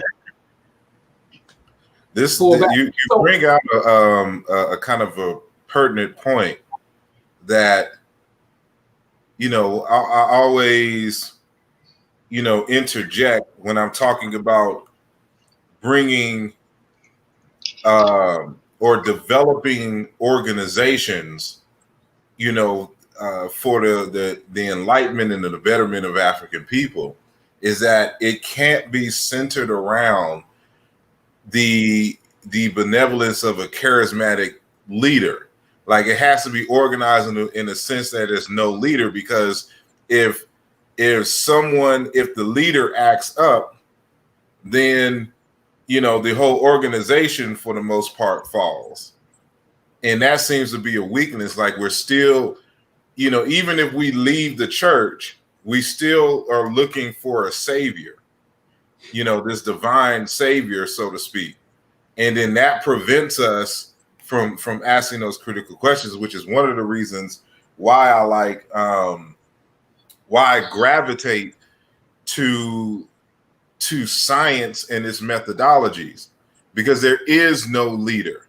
Everybody's is expected to get their information scrutinized, you know, and then there's a collective consensus, you know, in terms of what is valid and what is not, that is constantly being challenged, you know, by current and upcoming generations who are examining that particular phenomenon. And that's something that doesn't exist. And I always say that one of the major differences between a religion and and science is that in science, you are expected to question the wisdom of your ancestors, whereas in a religion, that is a taboo. You know, we think that what the elders and the ancestors said was just right and exact, without any kind of, you know, verification whatsoever. You know, is because it was something so long ago that, you know, this makes it right and exact. Like, we're always looking for this super ancient, you know, knowledge. And, you know, and you know, we have this mythology that, you know, the information and everything was more pure back in the day, and that, you know, we have digressed since this imaginary golden age, and I find that problematic. But Brother Unk, you didn't give your story. What was the straw that broke the camel's back, made you be like, you know what, I got to get out of here dealing with these Nuwaubians? It seemed like Shinjetti struggled a little bit. It seemed like, Chuck, you struggled for years, bro. I was loyal. Let me do this. Let me do this. When them feds ran up on the land, my first thing was, damn, I could have stayed in Baltimore, Maryland, and got the feds ran up on me. This is real interesting here, right? And so, of course, we all said, you know, here's the famous saying. So now all of a sudden, you know what I'm saying, the white man gonna tell the truth. That was the key statement. All of a sudden now, the white man gonna tell the truth. And so as the facts started to unfold, you know, we still fought, but I never forget it. I never forget this. My ex-wife, she was like, so, because we debating, it was me, her friend, and my homeboy that was up on the land, right? We just went to the land, right? And, you know, somebody, I think Bun or somebody was teaching, the triad was teaching or something. And on the way back, they were like, so y'all still gonna do this? Yeah, that man locked up for molesting people and all that. Is y'all serious? We was like arguing back and forth. And then my ex-wife made a famous statement. She said, so would you leave your kids up here with me? I did like this. I said no. And from that point on, I never went back. So it was my kids and my love for my kids, right? That it didn't matter whether he did it or not. The fact was I wasn't willing to gamble with my kids. Like I just wasn't, that's not the game I'm gonna play. Like I hadn't lost myself that much, that far. And I'm gonna tell you, cults is like slavery. They cause you to lose yourself. I liken it to slavery. You lose yourself, you lose your identity, and you become the leader. Like the cult of Christianity, you become Christ-like. You know what I'm saying? And certain Hebrew Israelites, you become that particular person. That's why you'll see the Nation of Islam is a cult. They all walk around and talk like Minister Louis Farrakhan. Is it just me? Am I tripping? They all sound the same. And they not have a certain cadence to the way they talk. Same with. No, I was just saying, like, and nobody ever challenges. Go ahead. Minister Farrakhan or Elijah Muhammad. Everything that they say is right and exact. You've never seen someone who was in the organization say, "No, I disagree with this point." You know, with Minister Farrakhan or Elijah Muhammad, they'll never say that. Everything that he says is right and exact, which is why they go crazy if you talk about him, because they believe that he's some kind of divine, you know, saying savior or not. Didn't mean to cut you off. Go ahead. Okay, so that's a fact. That's how you know it's a cult, when everybody starts to talk and act like that person that actually started the organization. It's bananas. And so it took me one thought to realize that, man, this is crazy, and I'm not willing to put my kids. I couldn't trust that. I'm not doing it. So it was easy for me to get out of that. And then I ran into science, basically. I ran into brothers like asarimhotep, and just, you know, I had my own show, the Nikki Love and Unk show. I'm jamming, but I still, you know, you know, pseudoisms stay with you for a while. You don't just you lose all your pseudoisms. You know what I'm saying? You know, men study, we the big wolves on the block. And this damn Asar was like, what you need? Asar challenged every goddamn thing. I'm like, damn, I need him. He challenged. Okay. Sinjeti smart ass. He come out of nowhere talking about, you know, nigga ain't in the meta-net. I was like, what? But he did it with he did it very elegantly. Like, cause he had me. Like he had me by the throat. I'll never forget it. I'm on the show, you know, I'm God killer. I'm big man on the block. Yeah, me and Steph, yeah. Yo was like, brother, that's not, and he showed compassion for me. He really did. Because at that point, I was cussing my head off, but Sinjeti actually showed me compassion in the moment where he had me. And I was like, I think this nigga got me. Let me take back the word nigga. I said, I think he got me. I said, you know, when somebody starts throwing punches a certain way, he was like, man, I don't know if I can deal with that style. Let me see what he gotta say. And he told me, yep, right here. So right here, you said, 'cause I remember that conversation from, you see my books don't fell apart. You know what I mean? They So, weren't falling apart back then. saying how the word niggers was in the hieroglyphic dictionary. Like, let's read it. I was like, and I said, read. Go there. So I said, all right, we're going. This here's volume 1. Well, what's left of it, right? We'll find the words. So boom. I said, go to end. Pull your book out. Go to end. Go to end. And again, this is what I kind of learned from the Nuwaubian cat. Go to the book. Boom. Go to the page. Go to end. And it was spelled like N-G-E-R. Yeah, N-G-E-R. Yeah. Right. And I looked at it. I mean, number one, I know S is not a prefix for plural in Kemetic. So that's out. Okay. 2, the word nigger is not in the language. You got to go to Latin and Greek for that. You have to go to Indo-European. That I already knew. So when you said it, I'm like, what the hell is he listening to? I can't let you. Because let me see. Because we all know each other for over 10 years. So this is probably like 2000. Yeah, that's not 2010 comes. I'm already 10 years into studying Meta Nature by this point. So I was like, oh, you got to cut that out. So I broke the word down, and he was like, dang, pause. And I was like, oh, bro, I'm going to get you. But see, here's the thing that I learned. And I won't be long on this. Yeah, because you cut me off. Yeah. But see, if you break somebody down and you do not replace what you just destroyed and you leave that person like that, that is irresponsible. And that's what I did as a Nuwaubian.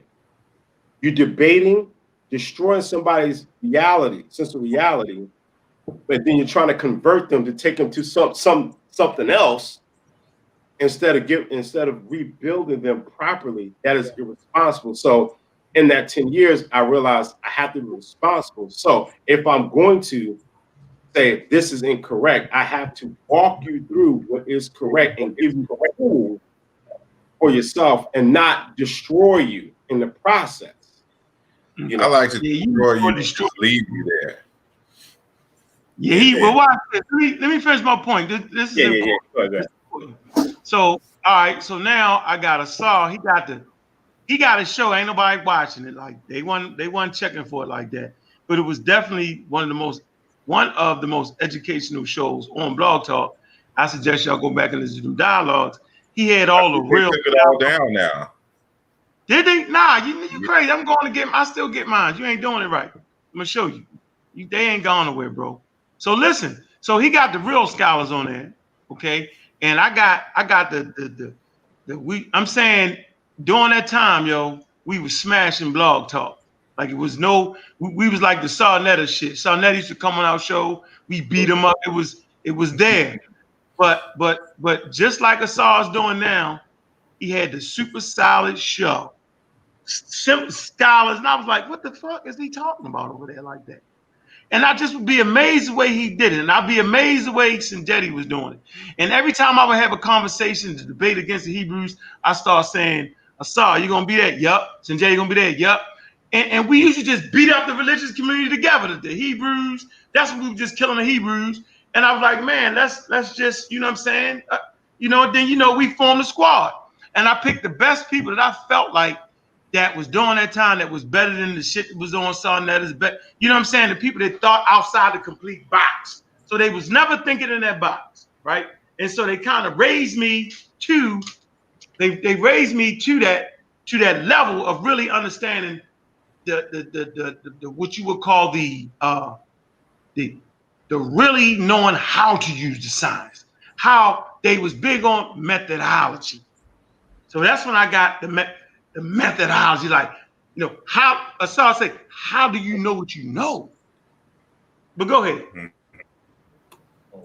No, it's I wanted to read a few characteristics of a cult, and I should say that I'm gonna do a part 2 to this, and I'm gonna try to get women who've been in some cults and to get their experiences. I'm trying to find the sister, the sister that got me into the Hebrew Israelites, because she has a unique story, and I found it common within, saying the groups in terms of, the Hebrew Israelite groups as far as the women. So I'm gonna try to get some women together, and we have this particular conversation. But I'm on. There's a website called cultresearch.org, and I read a few of these the last conversation. I'm just going to read a few now. I'm not going to read all of the points, but it has some good characteristics, on how you know that you're in, a modern day cult. And so, it says, 1, the group displays excessively zealous and unquestioning commitment to its leader, and whether he is alive or dead, regards his belief system, ideology, and practices as the truth, as law. Now, I mentioned the last conversation that one of the telltale characteristics of a cult is that they call their ideology the truth. like everybody, because they always say, I came into the truth, and da da da da da da da. But they don't have any kind of methodology that you can discern that this is the truth or not. They just automatically assume that it's the truth. And so that's one of those characteristics. So it's questioning, doubt, and dissent are discouraged or even punished. Facts. The group is elitist, claiming a special exalted status for itself, its leaders, and its members. The leader is considered a messiah, a special being, an avatar, or the group or the leader is on a special mission to save humanity. Yes. Like everybody else is lost except everybody is born. Yeah. So if you in the Hebrew Israelite, that is the quintessential essence of the Hebrews. The group teaches or implies that its supposedly exalted ends justify whatever means it deems necessary. This may result in members participating in behaviors or activities that would have considered reprehensible or unethical before joining the group. Yes. For example, lying to family or friends, collecting money for bogus charities, etc. The leadership induces feelings of shame and or guilt in order to influence and control members. Often this is done through peer pressure and subtle forms of persuasion. Let me skip down some. The group is preoccupied with bringing in new members. Always. I don't think that is necessarily characteristics of a cult, because if you have an organization, it has to survive with new members. True, but proselytizing. Yeah. Well, go ahead. I'm sorry. Members are expected to devote inordinate amounts of time to the group and group-related activities. They ask the question, how are people who left the group treated? What is said about them?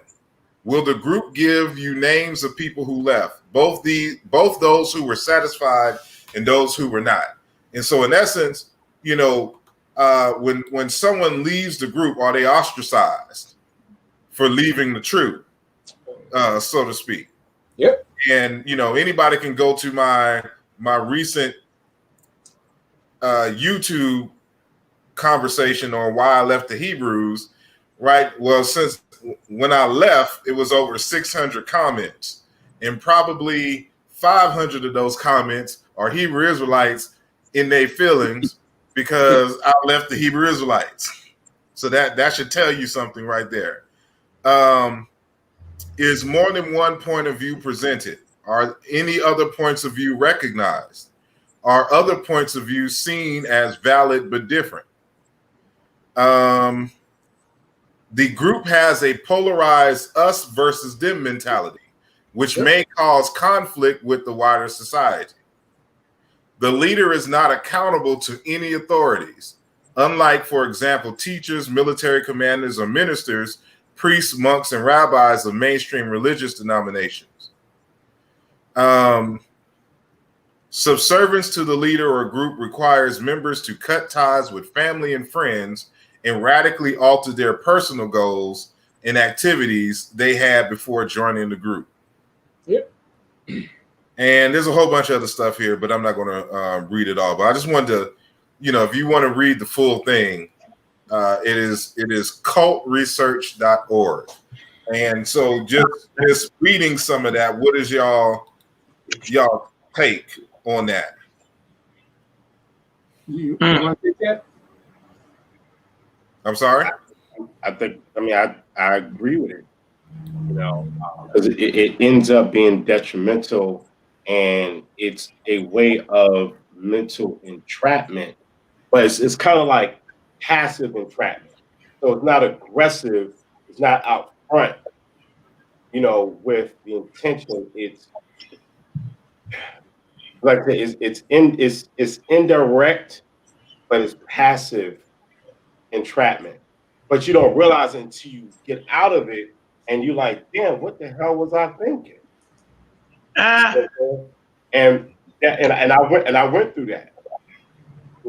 So you have the one leader, you don't question at all, is divine. But again, taking the exact same teaching, really listening to Dr. York is actually what got me here, because he said, you are a God. I believed him. And if I'm a God and I can do anything, I took that, and here I am. Yeah, you know what's deep though, Sanjetti? I'm gonna tell you something that's real. What I realize is people say, well, y'all being in the cult kind of helped y'all do what y'all do. What I realize is it would have been much better for us to get scientific literacy out the gate. That's what I pass on to my babies. So right out the gate, they have scientific literacy, then they can view their religion, whatever they want to believe in, through that lens. And I think we wasted a lot of damn time. A lot of time wasted. So that's why, we try to give this scientific literacy that allow you to critique. First of all, right here, if you go to, I don't know if this is this one you said, culteducation.com. That's what you said, Asar? No, it's cultresearch.org. That's the one I was reading from. All right, well, watch this. Right here, one of the things it says, absolute authoritarianism without meaningful accountability, no tolerance for questions and critical inquiry, no meaningful financial disclosures regarding budget expenses such as and independently audited by financial statements. So all these things occur in the cult, right? No, you can't ask critical questions, right? So I'm saying that for us, right, scientific literacy is a vaccine against all the charlatans. That's why it seemed like, well, you banging on the elders or Sanjetti, y'all going against Diobs. What are y'all doing? Because it's called critical thinking. It's simple as that. This is not a cult. Asar is not a cult leader. Sanjetti's not a cult leader. Chuck's not a cult. The Amaral Squad is not a cult. Shooter Killers is not a cult. It's not a cult. We sit at the round table. The halls of science, questioning, right? We don't agree with everything everybody say. We're not the killing mockingbirds. There's no one charismatic leader. No matter how you try to make somebody whatever you want, there's not just the one. Everybody had a skill set, and I think y'all seeing that now. So, man, be wary of a cult. Be wary of, I'm just gonna say it. Ali Muhammad, they got their little cult. Young Pharaoh. See, young Pharaoh the young pseudo is dangerous, right? He's just starting how to learn to administrate his thing that he do. He's dangerous. I said that from day one. Dangerous. He's gonna be the next cult. Tariq Nasheed, all of them, all that misinformation, all that right there, right? That's why it seems like that I'm always banging on everybody. I'm saying is, if your organization does not have scientific literacy, at the core of what you do, it can turn into a cult very, very quickly. Financial statements, like how do you put a GoFundMe up, right? Imagine me having a GoFundMe. Watch this. I get 10,000 in the GoFundMe. I go get the building I want to get, and I have an event in it, and then charge everybody money. That's the first sign of a damn cult.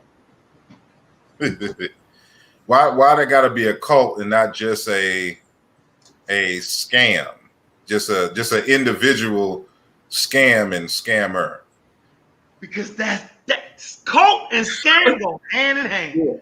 Yeah, what you described was a scam artist. Yeah, because he could be a scam artist and it not necessarily be tied to a cult. right. And I want to keep that. See, that's the thing that why is my camera off? That's one of the things that I wanted to, why I did the definition, because it's a thin line between what is a cult and what is just a general organization or whatnot. But that's one of the reasons why I wanted to read off that stuff. And one I skipped was mind-altering practices, such as meditation, chanting, speaking in tongues, denunciation sessions, or debilitating work routines are used in excess and serve to suppress doubts about the group and its leaders. In other words, like I get this all the time because y'all know, I'm a scientist, but I also practice E5. And so I practice E5 for, many personal reasons. And one of them is just a tradition. It's part of my ancestral tradition. So I want to be, in the mix. But, I'll hear a lot of times, when I question certain things that you gotta go to spirit and let the spirit, come over you basically and inform you. And I'm like, this is why I went into like a deep study on, well, what is a spirit? And I come to find out that when you get into like these African languages for what a spirit is in many respects, in one context, is just your thoughts. It's a way of thinking in terms of what a spirit is. And so, they have this other idea of what it is, kind of this new age stuff, and then try to impose it on you. But in other words, instead of being able to think critically, they try to discourage it. And then of course we always get that, well, thinking critically in science is the white man's stuff. But then in the same breath that we talking about, they stole all the arts and sciences from the African. Which one is it? If they stole arts and science, then they stole, critical thinking, experimentation, and all of the other kind of stuff from the Africans, which means that the Africans were doing this stuff first. So you can't switch it when, the critical thinking and the science goes against your core teachings, And so I don't put nothing past nobody. I question everything, whether it's African or not. And I respect these traditional things for what they are. And what they bring. And the study of this stuff has helped me to know what are their strengths and what are their limitations.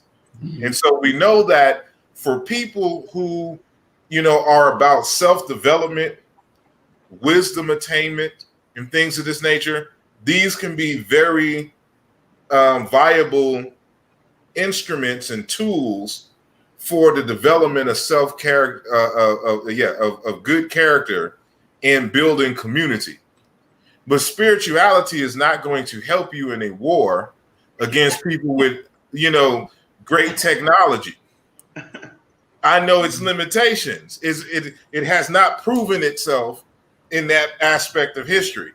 And I got to respect, and go with the evidence or whatnot. That's a great point, Assault. Let me say this real quick. So people often ask me, well, bro, you the real black atheist, the whole, whatever you want to say. How is it that you still, you would still big up African custom and tradition and religion and spirituality? And my answer is very simple. I don't have to believe in what my ancestors believe to respect their culture. Did you see that there is value in African culture or African spirituality or African religion, right? You just have to understand what the limitations are. So I understand the value in a Sanjeti practicing E5 or Brother Asar practicing E5. I understand the value in that. It's a close up close look at how Africans navigated through their world. And there ain't nothing wrong with that. And on the other hand, you can't get mad at me if I say, well, I just enjoy being an African American. I find value in being an African American. I find value in taking from African ancient cultures and bringing some of those things forward that makes sense to me and what I want to do. Since I already understand that all of us on this platform really sit at the center of the cosmos, and we're responsible for raising our children. So what you believe in or what the ancestors believed in, you know what I'm saying? You know what I'm saying? Don't, how they say, what you eat don't make me poop. That's the reality of it. And people sometimes get that confused. I don't have to believe in, I got some Jedi or Wuja or Saw that'll break down what an African deity is. I can listen to them and hear exactly what they're saying about that, and I can ponder, that's interesting. Some things I take, some things I won't. But they know not to fly through the air with it.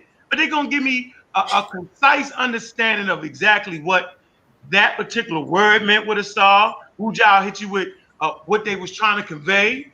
Sanjeti will hit you with the meta nature. See, all people don't have these types of tools. So I can sit back and look at these brothers and say, yep. So sometimes when you hear me say something about an African deity, that's coming from the way the average people would view it. When you listen to brothers that super type of what they talking about, it brings a whole new meaning to the whole thing. You know what I'm saying? And that's a reality that I think that we continue to push to let people see what it is. Asar do it all the time. He just said he just hit you with it. He say, spirit really mean your thought. Now how many people gonna believe you with that? Asar, nobody's gonna believe that. They're not even gonna listen to you with that. You could do a Facebook post and say, you know how you do it. Start that argument. Spirit simply. You brought up a point that I want to touch on. It's how do you reconcile being scientific and appearing religious? And I'm emphasizing appearing religious because people have different definitions and perceptions of what it means to be religious. So I don't necessarily consider myself religious. I don't think of it that way. But, anyone knows me, I have a medical background, and that's what I do as my profession. So I'm dealing with reality every day, especially, like with the coronavirus. That's still a pandemic, everybody. So don't get relaxed. It's still a pandemic. People are still dying. I deal with death, not as much now as it did in those months. I got you, Chuck. From February going into like June, I dealt with a lot, and it didn't matter what you prayed to or what, it didn't make a difference. What your religion was, it made no difference. I sat there and I watched people die right in front of my face, but that's another.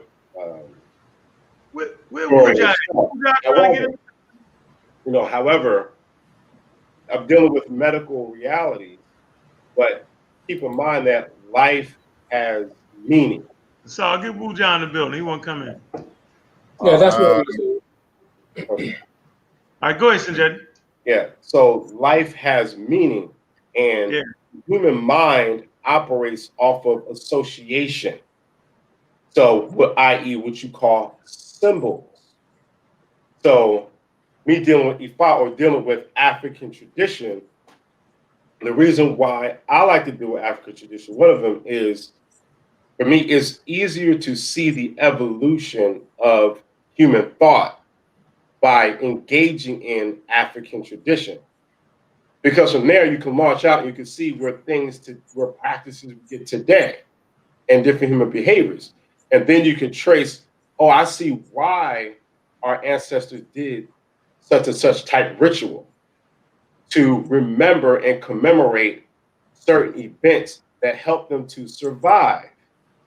So they memorialize certain things, especially before you had writing, or in cultures that was primarily oral tradition. They would essentially preserve it through ritual and art. And this is one of the ways we can trace the evolution, because remember, evolution is very important. We see the evolution of human thought. So you can say evolution of religion if you want, but evolution is important. And when I do that, it gives me a sense of connectedness. Like I'm touching the past while utilizing it in the present, but using what is useful and what is practical. Because that's what your ancestors did at the time that they constructed rituals and certain practices. Because a culture has to do with the survival of the group, and you maintaining certain behaviors, rituals, customs, and mores and ethics to push the group forward for survival. So that has to do with relationships. And by perceiving the universe as complementary pairs, if you will, as a philosophy. If you perceive other human beings like that, then you're more than likely to help that person prosper and survive. Thus, that person will help you prosper and survive. And that is one of the important things about African tradition, Bantu philosophy.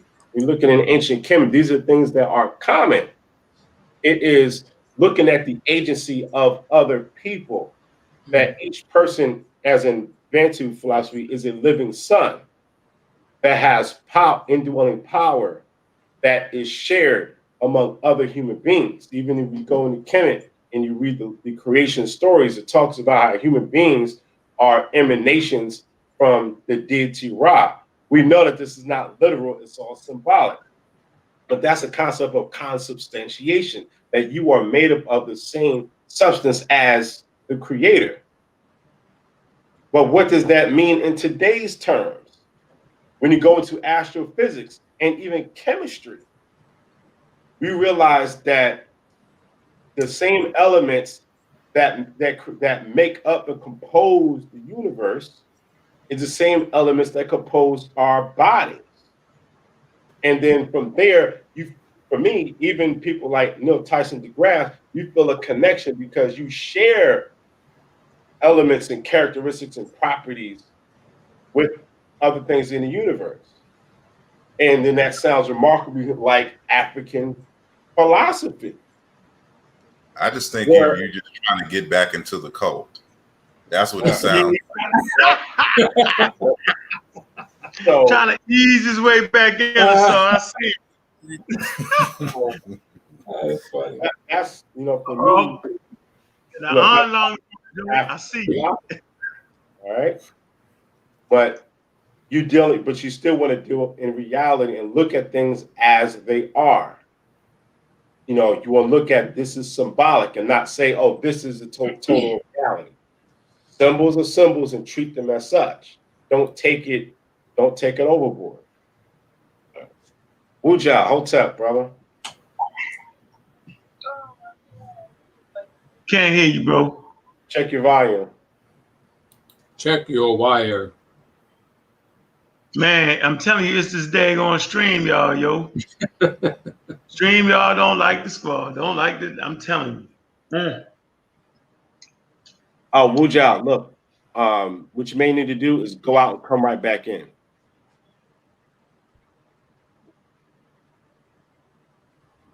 There we go. Okay. Oh, there you have it. Got it. I had to call on the spirits. Well, hey, Wuja, check. This is a teaching moment. So, yes, you did call on the spirit in order to figure that out. But let me tell you how. Because the word spirit has a, hold on, before you shake your head. The word spirit has the same etymological root as the word psyche. It's the same etymological root. All right. So psyche has to do with mind. So Wu Zhao used his mind. Because in one context, spirit just means mental. As connotatively speaking. I'm glad you said it. I'm glad you said it, not me. 'Cause I would have got hated, but that's good.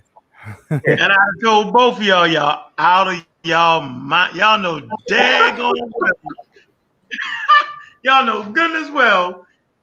99.99% of people walking around here don't think of it like that. And you know what? That's the prime example that I was talking about.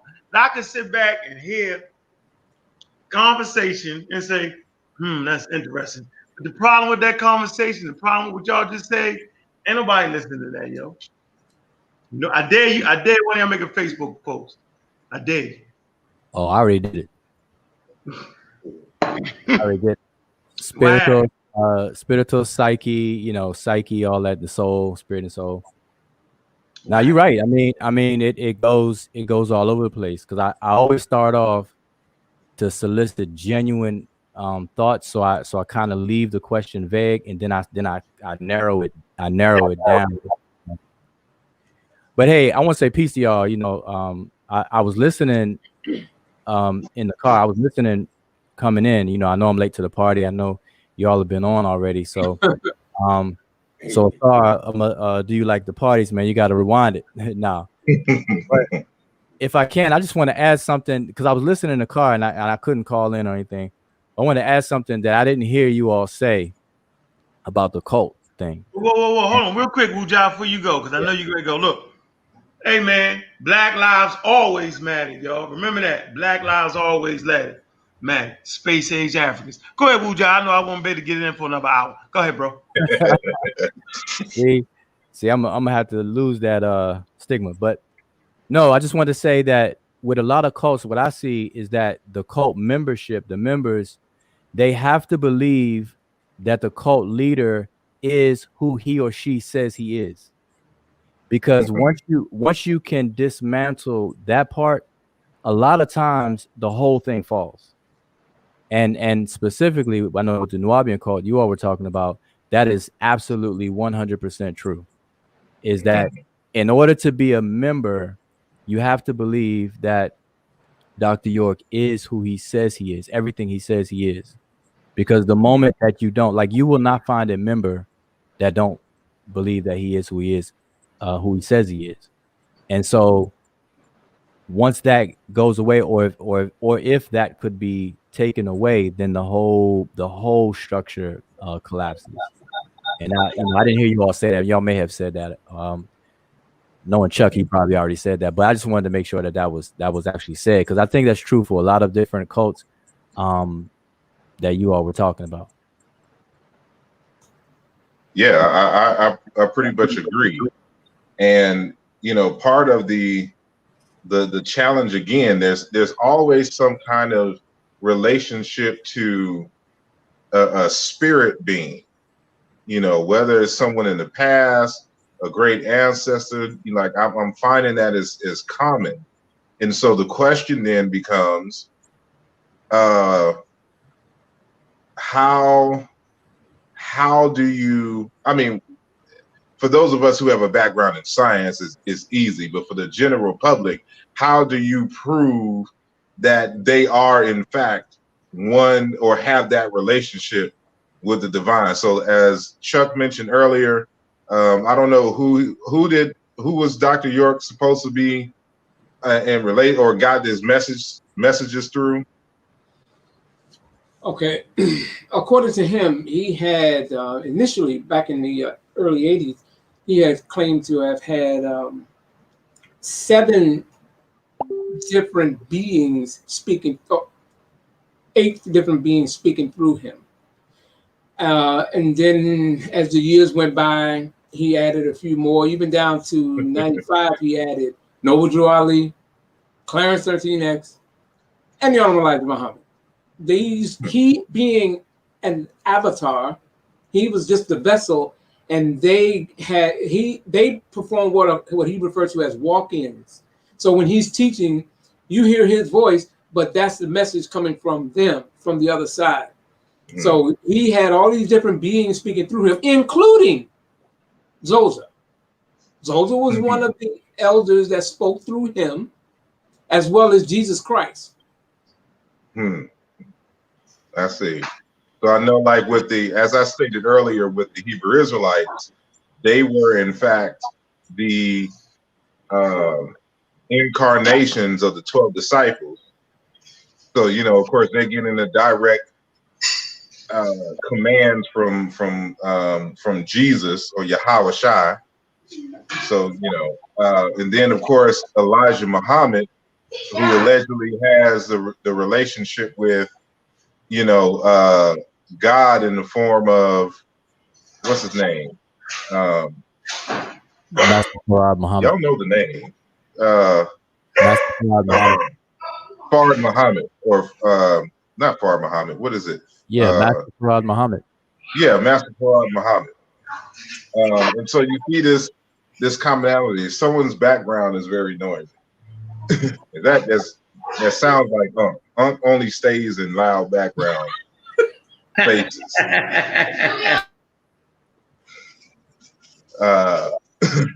So, you know, and so, you know, part of dismantling the cult leader, you know, for me is, you know, demonstrating that it's impossible for them to have this particular relationship. And this is why I don't like, you know, religions in general that claim to have some kind of knowledge and wisdom from some kind of spirit or, you know, God directly. And I'm like, if God is the one that created the universe, right? Said, let there be light, and there was light, and did all of this other kind of stuff. It should be able to speak on its own behalf. Mm-hmm. It doesn't need an interlocutor, whatever, however you say it. And, you know, we don't have to go through these flawed men and women to get the direct information. So one of the things that I, you know, always talk about to the Hebrew Israelites, I'm like, you know, we know that the Bible and all of this other kind of stuff has been tampered with. But God, and I'm putting in quotes here, God of the Bible has proven to us that he can write. Because did he not use his own hand to write the commandments for Moses? So if God can write, as the Bible says, he should have been able to just write the Bible and there would be no contradictions and none of that. But God in these particular religious can't do anything on its own. It always needs human beings to do the work for him. And that should be a critical sign that something is off in terms of their interpretations. So how do you address and deal with the issue of, going by what Wujalu said, that that they have to be who they say they are, but then how do you challenge the spiritual, because they're the ones that are chosen? You know, so how do you deal with that chosenness? Because obviously you're not chosen because you didn't get the message.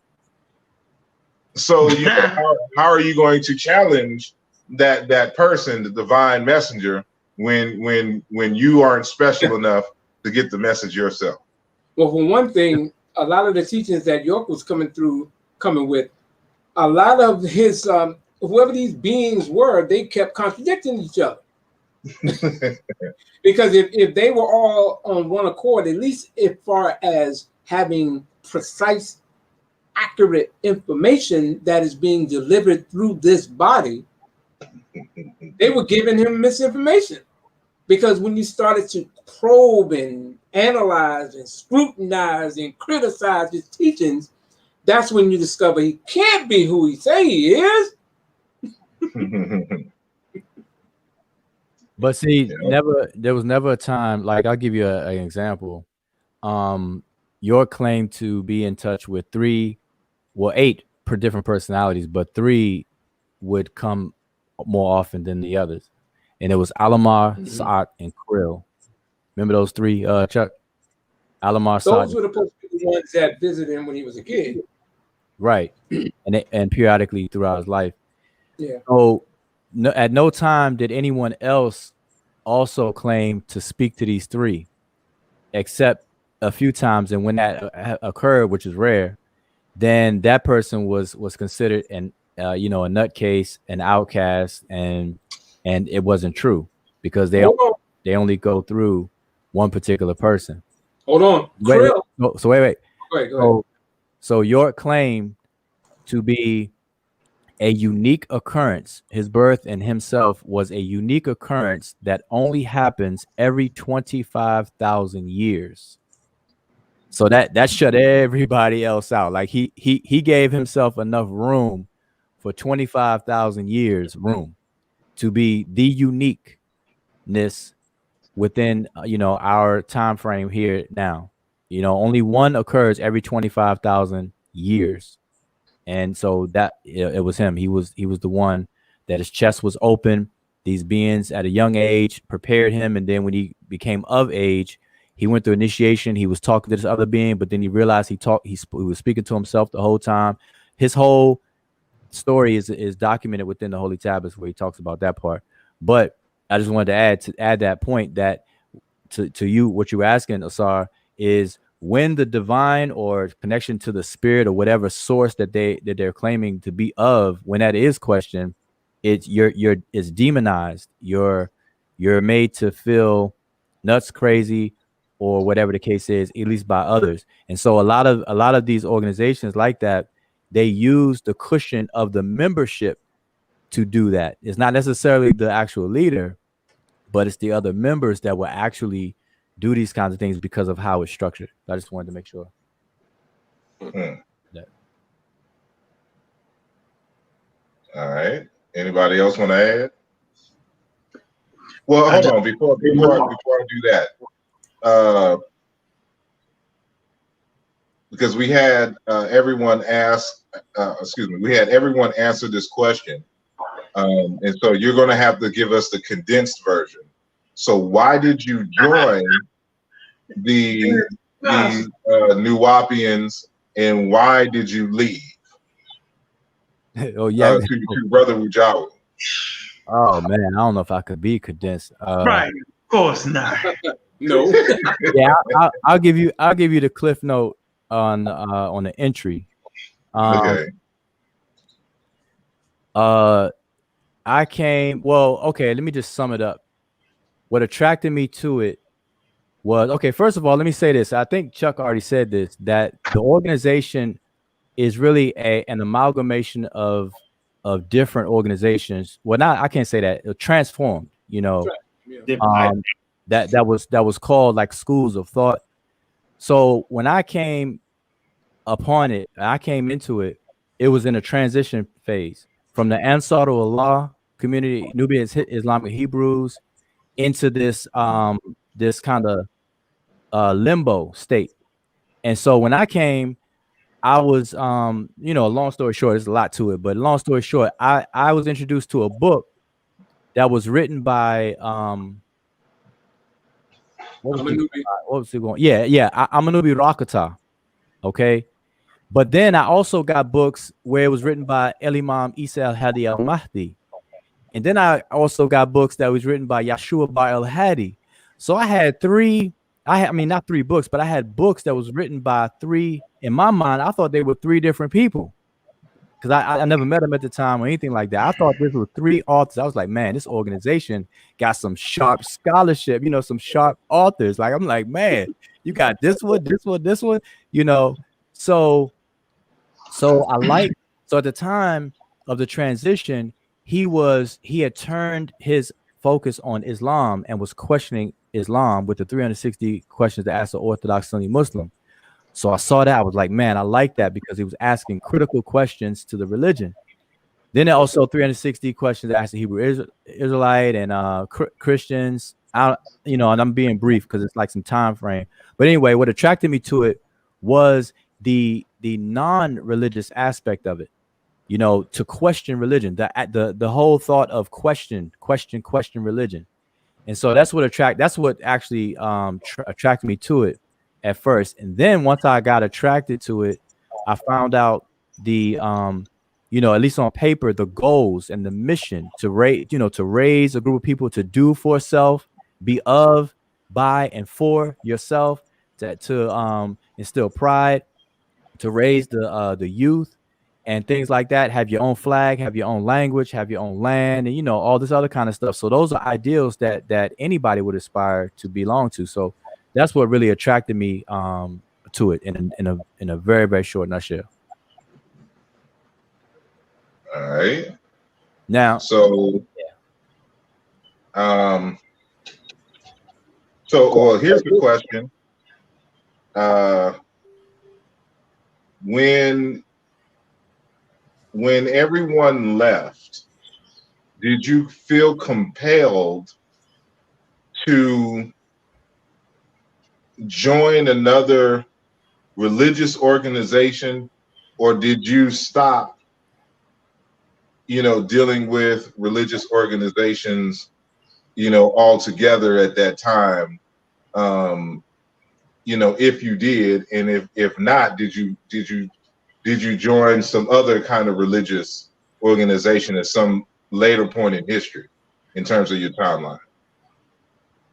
This is me, all of us. This is all of you, but you can start off. Okay. Well, when I left, I had no intention, even now, I have and had no intention of joining another organization of any remote similitude at all. So I had no yearning, no nothing as far as that goes at all. So as far as another organization, religious organization, no. Not at all. Not me. Chuck? Definitely not. I mean, it was like this because, see, I feel like I went completely in a circle because I wasn't a practicing religious person. I always was I just like to question everything. And why this? Oh, he's dead. Why?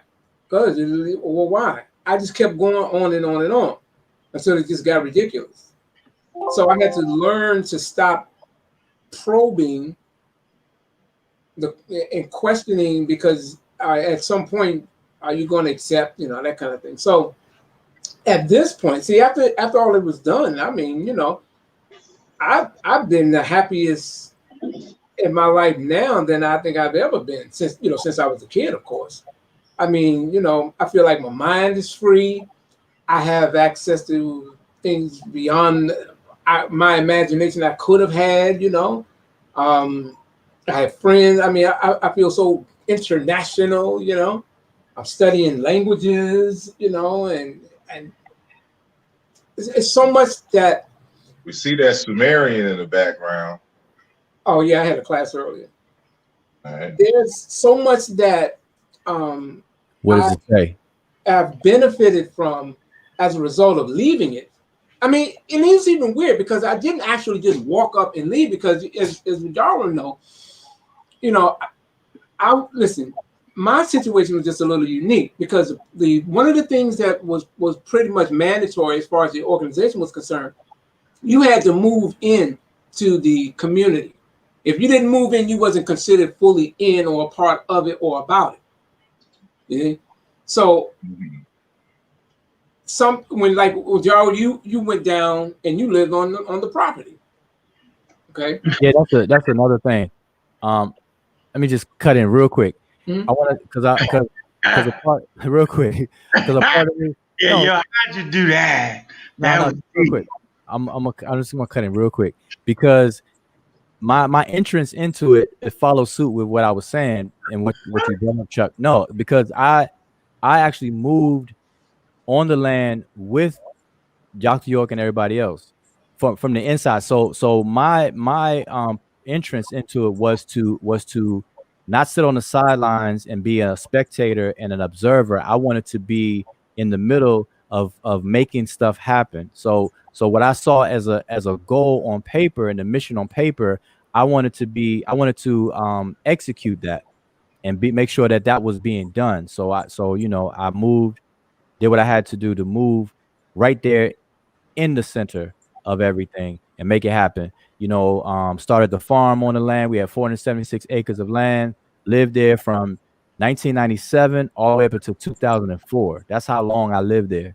We were developing all this kind of stuff.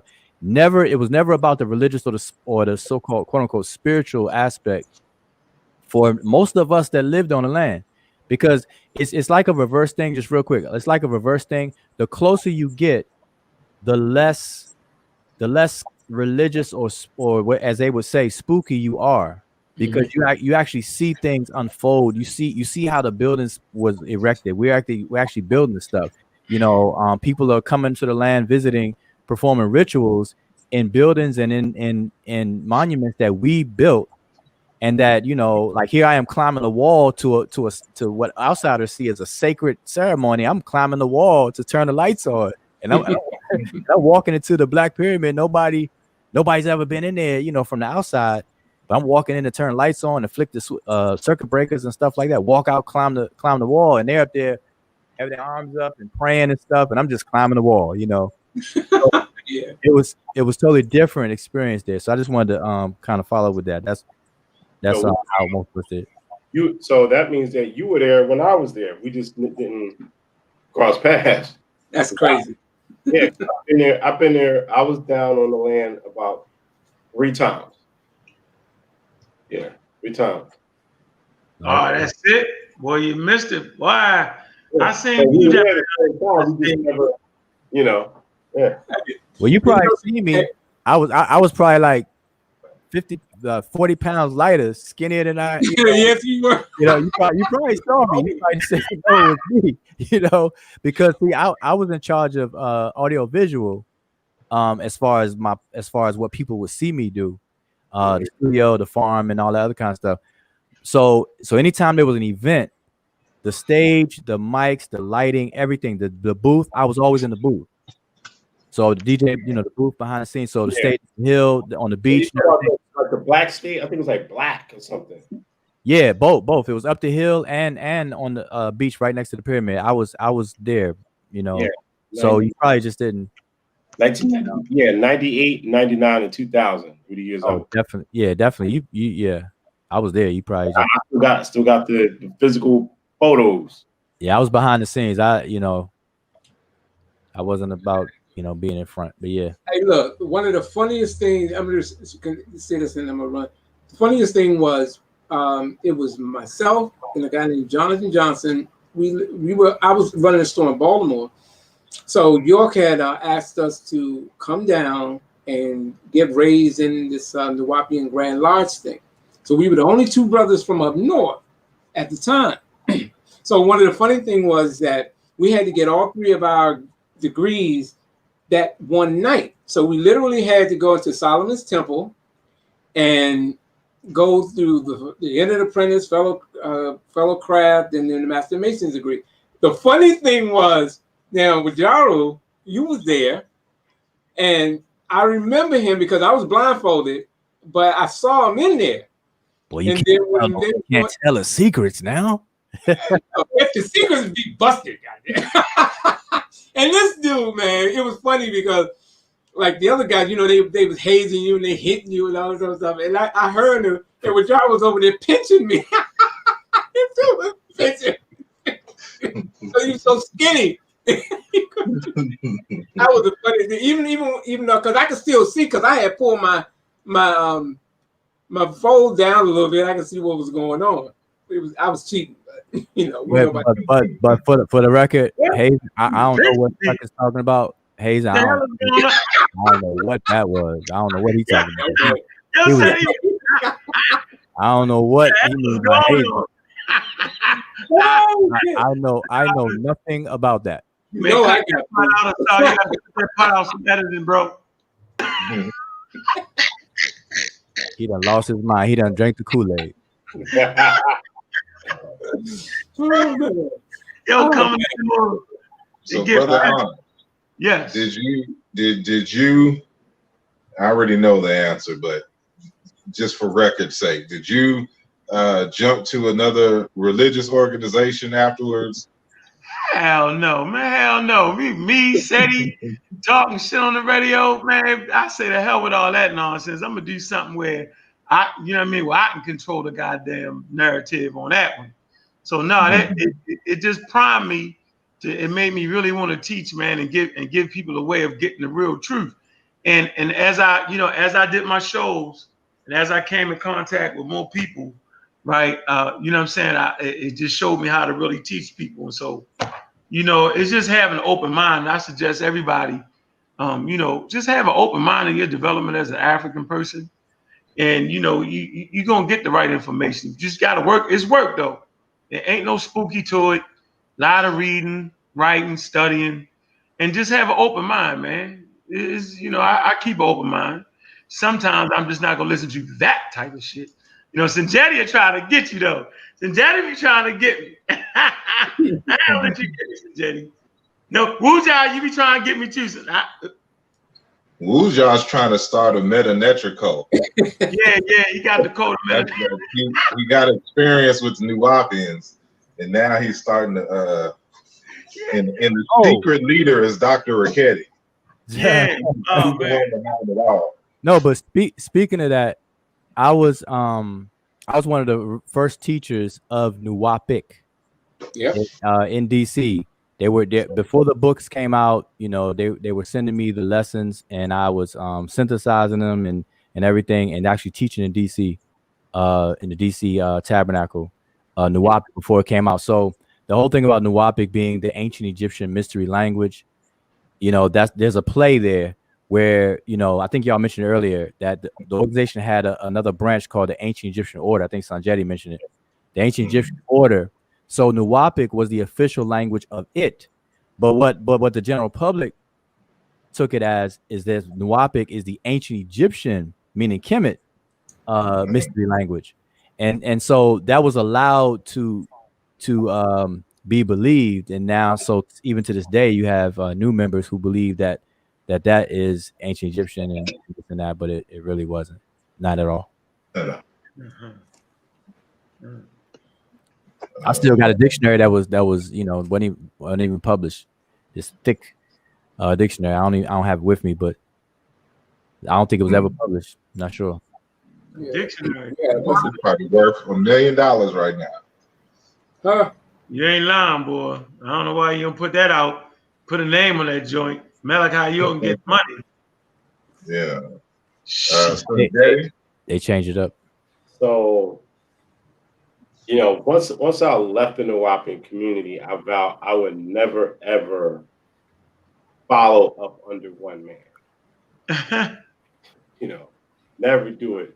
No matter what organization I'm a part of, it's always more so partnership, etc. Mm-hmm. That's how I've seen it. Like today, I am a member of the Temple of Anna. But it's not cultish, which is why I appreciate it. It's family oriented, African centered, etc. It has leadership, but it's not a thing where you listen to him and then that's law. It's never that. Because the second I see something like that, I'm like, look, I'm good. So I have a Babalawo. I'm part of an Ile, and from my perspective, it's not a thing where just listen to what he says and that's it. So I've never had that experience, nor do I know anyone in my Ile that has that experience. So that's where I'm at with it. But as far as following a man and thinking, he has a monopoly, he or she has a monopoly on knowledge, never, because I have my own mind, and I'm free to challenge. And in my experience even with my temple, I've challenged, the leader of the temple, and there's no issue. We're men, we see here. Yeah. And I'm like, okay, that's cool. You know what I'm saying? Everybody's cordial. Same thing with my Babalawo. We see here. Could just be my personality. I don't know. But, I'll never follow a man again. Nope. We could work together. We can talk and dialogue, make plans, but me like bound down to bound down in the sense of just submitting my whole mind or whatever. Now gestures, out of respect to elders, etc. I don't have a problem with it because I don't have that type of insecurity. Because I can bow and then get up and still stand up as a man, on my own 2 feet. Mm-hmm. You know what I'm saying? So Yeah, I ain't never do that though. Nah. Yeah, that's an interesting question you brought up, Asar, because I had someone sent me a video, and because okay, you know the whole story with what's it, Nature Boy, right? They Nature had Boy. came out, huh? What? Yeah, I believe so. I Yeah. have fragments. I don't know the whole story, but go ahead. Well, anyway, they came out here for a short time, and then they had to leave. And there's a sister that left that group, the whole Nature Boy, whatever they call themselves. She left them, and I looked at this video, and lo and behold, I see this sister transformed herself. She's got a hair cut short, one long braid on the side, and Prince York is behind her. And she's talking about the cult of Nature Boy. And this guy, Dr. York, one of the Dr. York's sons is, oh man, it never ends. It never ends, bro. But that, so like, I guess the next question for the group is, in what ways, I guess it would be contradictory of me saying that I think everybody should belong to a cult at least once in their life. But how, in general, outside of me just being the devil's advocate, how do we prevent more of us from joining such organizations and skipping that experience and just getting directly to the critical thinking and culture and stuff to this nature without having to go through the psychological abuses, the shame, the whole cult behavior and all of that. Like, what could be done on a larger scale that would, put a dent in that market, so to speak? I think you said it. Hold on, let me get that first. Let me just get that first. I'm gonna be short. Well, I'm going to be leaving in a minute. Nah, I don't believe you. That's the Wujao movement. I ain't listening. No, I'm about to leave. Yeah, I'm gonna leave in a second. You leave in a minute. Okay. Go ahead. Let me say this. I think teaching people, giving them the foundation of scientific literacy, that is actually the vaccine right there. And I think what we're doing is actually putting a dent in it. You can really see it. You can see people actually stand up against pseudoisms, misinformation. You can hear people actually expounding on a better methodology. Remember when we started this journey, right? I'm talking about like from the blog talk shows or so. Nobody had to have sources and references. Now it's about sources and references. Now they might do that wrong, but at least remember you can stand in front of a group of people and give a whole lecture and I'll give one source. See, that's not acceptable anymore. So I think we've actually, I'm Raw Squad, all the families. The truth is, man, if you sit back one day and look at it, we've actually raised the bar.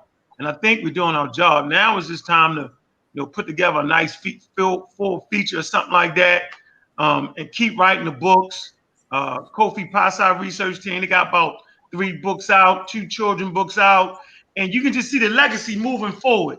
And so, sometimes while you in it, you don't see it, right? But I'm saying I like to step outside of what we do, and I'm saying, man, the battle has not been lost, and based off the works of your brothers and sisters, right? The books, the lectures, the conversation, man, I think we actually put a dent in it, bro. Like, you can't just say anything. People, the word pseudo, what I'm saying? Like, man, you got to. So I think we actually helped our community grow. Yeah, man. Yeah, actually we did that. So I think just keep doing what we're doing better. Keep thinking critical. Gotta be critical in thinking. You gotta ask questions, you gotta probe. When you see signs of that stuff coming around, better step away. Mm-hmm. Mm-hmm. Now, continue. All right. whoever. Hold on, Chuck. Did you say what you're going to say? Yeah. I know you said you had to leave. I'm sorry. Yeah. I Just wanted to say I appreciate you for coming on. I appreciate you allowing me. All the brothers. It's my first time being around everybody at one time. Hey, I'm in the Rock Squad. All right. Indeed. But yeah, thank you again, for coming on and sharing your testimony, so to speak, for the church folk. And I know you got to go to work and things, but just wanted to say thank you. And I'll probably invite you on for some Sumerian stuff in the near future. All right, so sounds just good. be on the lookout, no doubt. All right, Sanjay or yeah. All right, everybody. All right. Peace. All right, peace, Chuck. All right, I'm gonna call you on with y'all. All right, Chuck. All right, now, Sinjani, sorry. All right. All right, peace. All right.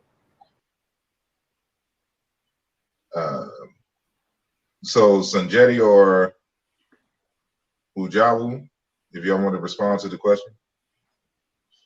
All right. Go ahead, Ujawu. Okay, I got two answers. One, I believe that everybody is not going to get it, and by it, I'm keeping it like vague, the it. Everybody's just not going to get it. For those who are able to get it, I think that we need to focus on the skill of discernment, the ability to discern, and everything that comes with that. We have to really, really go hard on that to teach people or share information that will give people the ability to discern and follow evidence. That's it in a nutshell. It's a lot that comes with that, but I think that, and then two, for the other people, like I said, who will not get it, and it's just something that I've personally just accepted, that we have to really push people who are going to step to the forefront and be a leader or be a teacher. We have to kind of make sure that those kinds of people have good character and are honest, because people are going to count on them and lean on them by, just by their nature. This is what happens. So if we can't get to the people, then we have to get to the person that's going to put themselves out front and kind of really, really push for more honest people that's going to be have good character and honest with their teaching, their scholarship, and also keep it to the point where it's not everything that you describe, in terms of a cult leader and stuff like that. So that's the two things that I would see, in a nutshell. I would say, from an early age, teach them, how to think logically, about things. Again, that's that critical thinking. Teach them, history and timelines, because, the things that we were learning through the Nuwaubian camp, it's contradictory to timelines.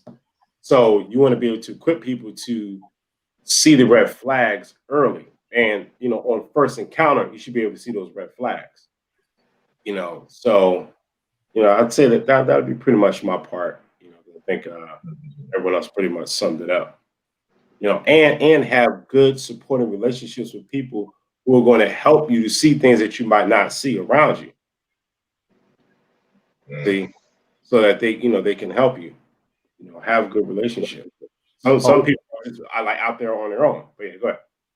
A third thing, just thought of, we need more people to kind of act as proxies for people who are new, and by that I mean people that's stepping up and doing critical thinking, to question information, to question it respectfully, question it so that an onlooker can see the question and they can see how it's answered and the demonstration in support for that answer. Because some people may not know how to do it. So if they watch other people do it, then that's another way that they can actually discern. They could discern better that way. Someone asked a question, what does Ujawu mean? The name Ujawu. It means he who is prosperous or whole. It's from the word, that familiar word that everybody uses when they say Unk Uja Seneb. That middle word Uja is really Wuja. People don't pronounce the W. Wuja, but Wujau is a stative. So I'm in a state of prosperity. So he who is prosperous, in a state of prosperity, in a nutshell. All right. Now, this last part reminds me of I'm working on a presentation. Well, two presentations actually. One dealing with the Bible and just the Abrahamic religions in general, and how they foster an anti-intellectualism, and why this is a problem with trying to move forward and to lessen the blow of cults, so to speak, because you have these organizations and these religious systems that have built into the traditions anti-intellectualism, and so they see the very nature of experimentation and questioning as essentially a sin, you know, and antithetical to the tradition itself. And so that's going to be a hurdle that, you know, a lot of us are going to face, is just the simple fact that, you know, being able to think is not, you know, a virtue. It's not like in ancient Kemet where being able to think was a high value. It, you know, in these traditions, it is the exact opposite. And the second presentation I'm going to do is on my biological hypothesis on why critical thinking is not as prominent amongst Homo sapiens sapiens in general. That I have a physics answer, you know, for that. And so I would love to, you know, hear the feedback from the community once I, you know, bring that to the forefront. And so if my hypothesis is correct, then, you know, we have an uphill battle trying to fight some laws and principles of physics when it comes to this thing. So, you know, that's going to be interesting. I want to get to this question. This will be the last question. Well, hold on real quick, Asar. Let me say this. So actually, Homo sapiens sapiens, we got a Stone Age brain, basically, and you know it's designed to believe, and so believing is natural. So that's the real fight, and so all of us, to certain degrees, have fought against belief, and that's the real battle, right? Because what you believe, you know, you think is true. So that's what and charlatans, they actually, and religion, they actually co-opt that. So they're actually co-opting something that's natural to the Homo sapiens sapien, because that was part of the biological evolutionary process, to believe everything so that you don't miss nothing, right? And so that's the real fight. But go ahead, Asar. Well, yeah, go ahead. I was gonna say that I think it's a lack of maturation, because we start off in a state of belief, but the finish line is not intended to be that. The starting gun is belief. The finish line is supposed to be knowledge. And so it's a maturation process that takes place that I think that we are not focused on, that's cultivated in the culture, to actually cultivate that in human beings, in us. And I think some population groups homed in on it, such as Kemet, like you said, Asar, where critical thinking was a high value. They homed in on that maturing process. They know that you start off in a state of belief, but you're not supposed to end up there for any particular topic. That's why they had so many words in the language that you know, you get under, you dig down, you learn, you do this, you do that, even in the language. Under. So that's what I wanted to say. And then too, Asar, I know you're gonna have to include this, because when you said what you said in your first presentation, what brought to mind is in the Bible, Genesis 3, that God doesn't like intelligence, doesn't like knowledge, because he actually it's the serpent that flipped Mhm. that actually is promoting knowledge and to know. And God is like, look, you could do everything, but just don't know. And then, so he got a monkey wrench thrown in with the serpent situation. So that's the first book of the Bible. So right at the beginning, it's anti-intellectual, anti-knowledge. So yeah. Yeah, Yeah. he created human beings to be dumb cattle.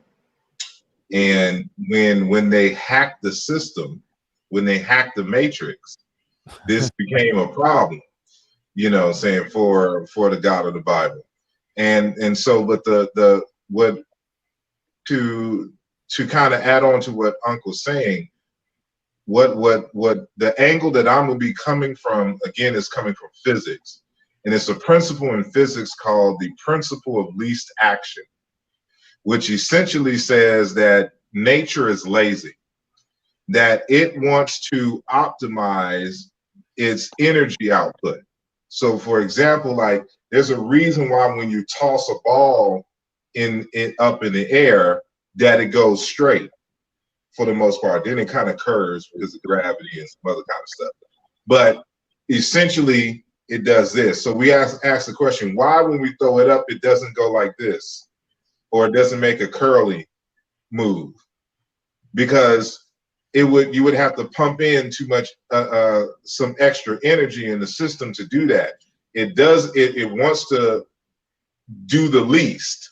So the least action would be for the ball to simply go straight. And you find this principle in all things in nature. And it's one of the reasons why, for example, if we bring this to human behavior, why most of us don't work out for long periods of time. Why don't most of us like to study and read for long periods of time? Because we don't want to put in that's too much work. So you notice the people who become wealthy and become the masters of what they do, these are the people who put in this extra work to become, these high value individuals. And so to go back to what Unc was saying, when he's talking about like a Stone Age, mindset, we evolve not to think critically, to reduce the amount of work that our brains have to do. And we have to, kind of conjure up the will to go beyond what are the limits that our natural brain, wants to stay at. If we go into like a David Goggins mindset, and he's always talking about, that you're only operating at like 40% of your potential, that you got to kind of push and go beyond that to do those extra feats. And that's how it is for us just critically thinking. Why it's so hard for us to do math and science and stuff to this nature, because you have to put in more work.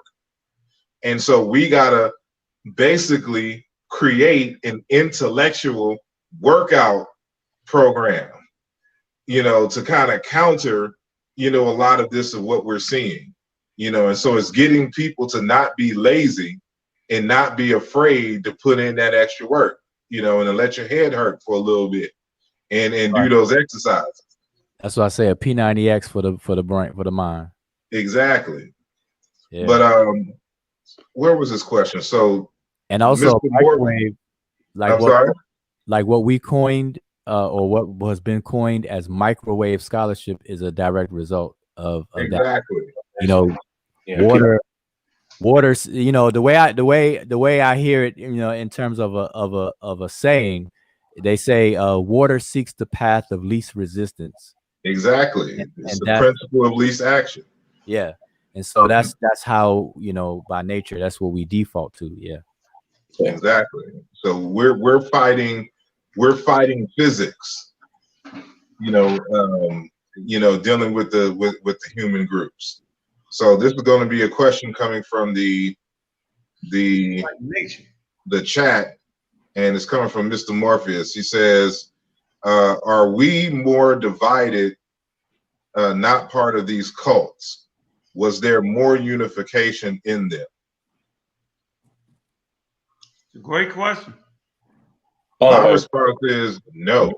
Well, it depends if you on what aspect of history you're talking about. Now, if we were back in the day, and you belong to your culture and your village and your community, and everybody had the same, religious practices and stuff of this nature, then it could be a unifying thing. That's the whole purpose of one of the purposes of religion, to unify a people. But we find ourselves in a different circumstance where we have more people that belong to the group. I forgot how many millions of African Americans there are, for example. We're spread out through different cities across the United States, which is a larger territory than any of us ever, lived in, and in terms of belong to one, even on the continent of Africa. And there's a whole bunch of ideologies and religions from across the world that exist in this particular space. And so and they're competing with each other, and they're competing for souls and memberships. Mm-hmm. So because they're competing and trying to win souls and members to their organizations, for me, the very nature of these organizations made it divisive, and I'm speaking in this sense in terms of the Abrahamic religions that are proselytizing religions. Mm-hmm. And so they have it in their mentality that their point of view is the right and correct point of view, and they're going around trying to proselytize and purposely separate. Unlike in a Pan-Africanist, worldview, and just in an African spiritual tradition, everything is unified. Like there's no need to proselytize and be anti. Matter of fact, they are encouraging of you to learn from other traditions. And so it is only in the Pan-African sense that I can see that it would be unifying. But once you enter or interject the Abrahamic religions, they're claiming that they have the monopoly on truth, and then you got like 100 divisions in each one of those particular traditions, and that's what causes the division. So as long as there's Abrahamic religions within the Black community here, my personal opinion is that there's always going to be division because their traditions are divisive. Anybody else want to respond? I agree. I'm about to check out. Okay. But again, yeah, we're about to end soon anyway. It's been 3 hours, but go ahead. Yeah. So, if I think I remember the question, like how can we? Just lost it. Say it again. And I just lost it, so I would have to kind of scroll back up. Go ahead. I'm sorry. Yeah. What? Yeah. Do the question again. The question was supposed to be more unified being in those cults. It was something like that. Well, like were we more unified being in the cults? Yeah. In terms of a people. Cults. Yeah. Okay. So what would need to be clarified is who is the we, and who's the we that that we're talking about, and what do you mean, and what does that person mean by cults? So, and I don't mean that for the brother to actually, go into that detail, but again, here, just like Asar was saying, in this country, we're in a Europeanized, European culture, super culture here that is, xenophobic, capitalistic, etc. Whereas when you go to different African cultures, there's more of a, what might I say, superhighway of wisdom kind of thing. Even when you go to ancient Kemet and you go into the instructions of panelist, it says, "Be not arrogant because of your knowledge. Take counsel with the ignorant as well as with the wise." For no one has a monopoly on knowledge. Okay, and wisdom can be found amongst the maize at the grindstones. So that's telling you that you can learn from anyone. There's no, I have the knowledge and you can't get it from nowhere else kind of mentality. So again, so long as we have cultures or religions that promote my God is bigger and better than your God, if you don't like it, we can have a holy war, then what type of unification will you have? It'll just be superficial. And, you know, and they're always looking for membership. And for blacks, they'll say, well, we're all black. Well, because of your skin color, that means that you have to come to this religion with me. And it's like, well, just like with black Christians. I say, okay, well, you made Jesus black, but you didn't change the ideology. You know, so that's a problem. So it's going to take more critical thinking and getting, you know, for us, like the idea of Pan-Africanism is you're unifying, or with the Shekinah Job, with the idea of the cultural unity of Black Africa, both as a book title and as a working concept.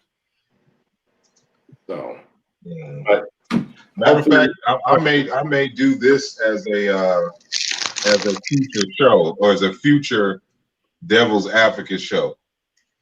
Are the Abrahamic religions keeping us from realizing liberation, or keeping African people from realizing liberation? Yes, that's going to be going to be a show. I want to see how that pops off. But yeah, I'm gonna end it here. And so I just want to say that I appreciate all of you brothers for coming on and sharing your stories. Brother Unk, Brother Sanjeti, and Brother Ujawu, even though he came a little later. And our good brother Chris Morgan for joining the panel. And then, of course, I want to thank all of you who are listening live. And then, of course, all of you who are catching the archive, and those of you who are in the comment section, both in Facebook and on YouTube, for, you know, having an engaging and respectful conversation in the chat, as well as those who have supported the channel financially and gave a donation. I appreciate you as well. And, you know, I just want to say again to, you know, if you want to continue to support the channel and to support the upcoming documentary film, Chiena Into, please visit my Patreon page. It's patreon.com/asarimhotep, and learn more on how you can be a part of the film in terms of its production and things of that nature. And more stuff will be added. I'm working on the website and all of that good stuff now. And for those who are part of the Patreon, you will be gifted on Sunday with the interview with Dr. Chilemalema Mukinge, and we'll be talking about Baluba culture, religion, and philosophy. He'll be one of the individuals who I will be formally interviewing for the documentary film. So you don't want to miss that. And before I close it out, you know, each one of them has some very important businesses and their own channels and things. So I want you to give a shout out to yourselves and let us know where we can find you and what we can get from you when we find you. So starting off with Brother Sanjeti, we're going to go to Brother Wujawu, and then we're going to end with Brother Unk. Okay, so the Sanjeti.com is coming soon. Look out for that. We have a book coming out this year. Look out for that. You know, have a class coming up next month, another Meta course. So you can find me currently more active on Facebook, Sanjeti Ankara. You know, if you're interested, you shoot me an inbox message and we can go from there. And yeah. All right. Ujawu? Yeah, everyone can find me on Facebook as Wujau, Many Ma'at. Also, I'm also will be opening up a new class group for Sesh Medu class. You can find that information out on seshmeduneture.com as well as sebauniversity.com. And I also have a publication that will be coming out this year. So I will leave it at this year, you know, and leave it at that. So look forward to it. I'll start making announcements once I get to the point where, you know, it's gonna be able to drop soon. Mm-hmm. I want to start with support Kofi Pasai research team. They have about 3 books out and the children's book. Brother Sean published the children's book. Support that. Support Dr. Oya Mayat's work. Mel Trek series. Of course, I'm an author. I have a book, Chronology of Human Evolution. And probably beginning of next year, I'll come out with my second publication. I'm almost finished that. I've been working on it for about maybe 3 years now. I'm closing it out. Support Abjuwear. All right. Got a lot of t-shirts, shoes, masks, overall gear, jackets, button downs, polo shirts. Make sure you support that. And just support the Amaral Squad and Brother Sanjetti, Brother Wuja, Brother Saw, man. Appreciate those brothers, man. Nahisi, Ben, Mossy Clan Warriors, Pseudo Killers, man. We be going live tomorrow. Man, just support the families that's dedicated to teaching scientific literacy, man. And may we continue to prosper in the face of pseudoisms. Indeed. Speaking of Kofi Pasai, I will be interviewed on their channel on YouTube on Sunday at 3 p.m. Central Time. So it's 4 p.m. Eastern. And we'll just be talking about basically all of my publications and the writing process and the research process and things of that nature. So y'all check that out. Look for KofiPasaiTV.com, as well as, of course, the YouTube channel.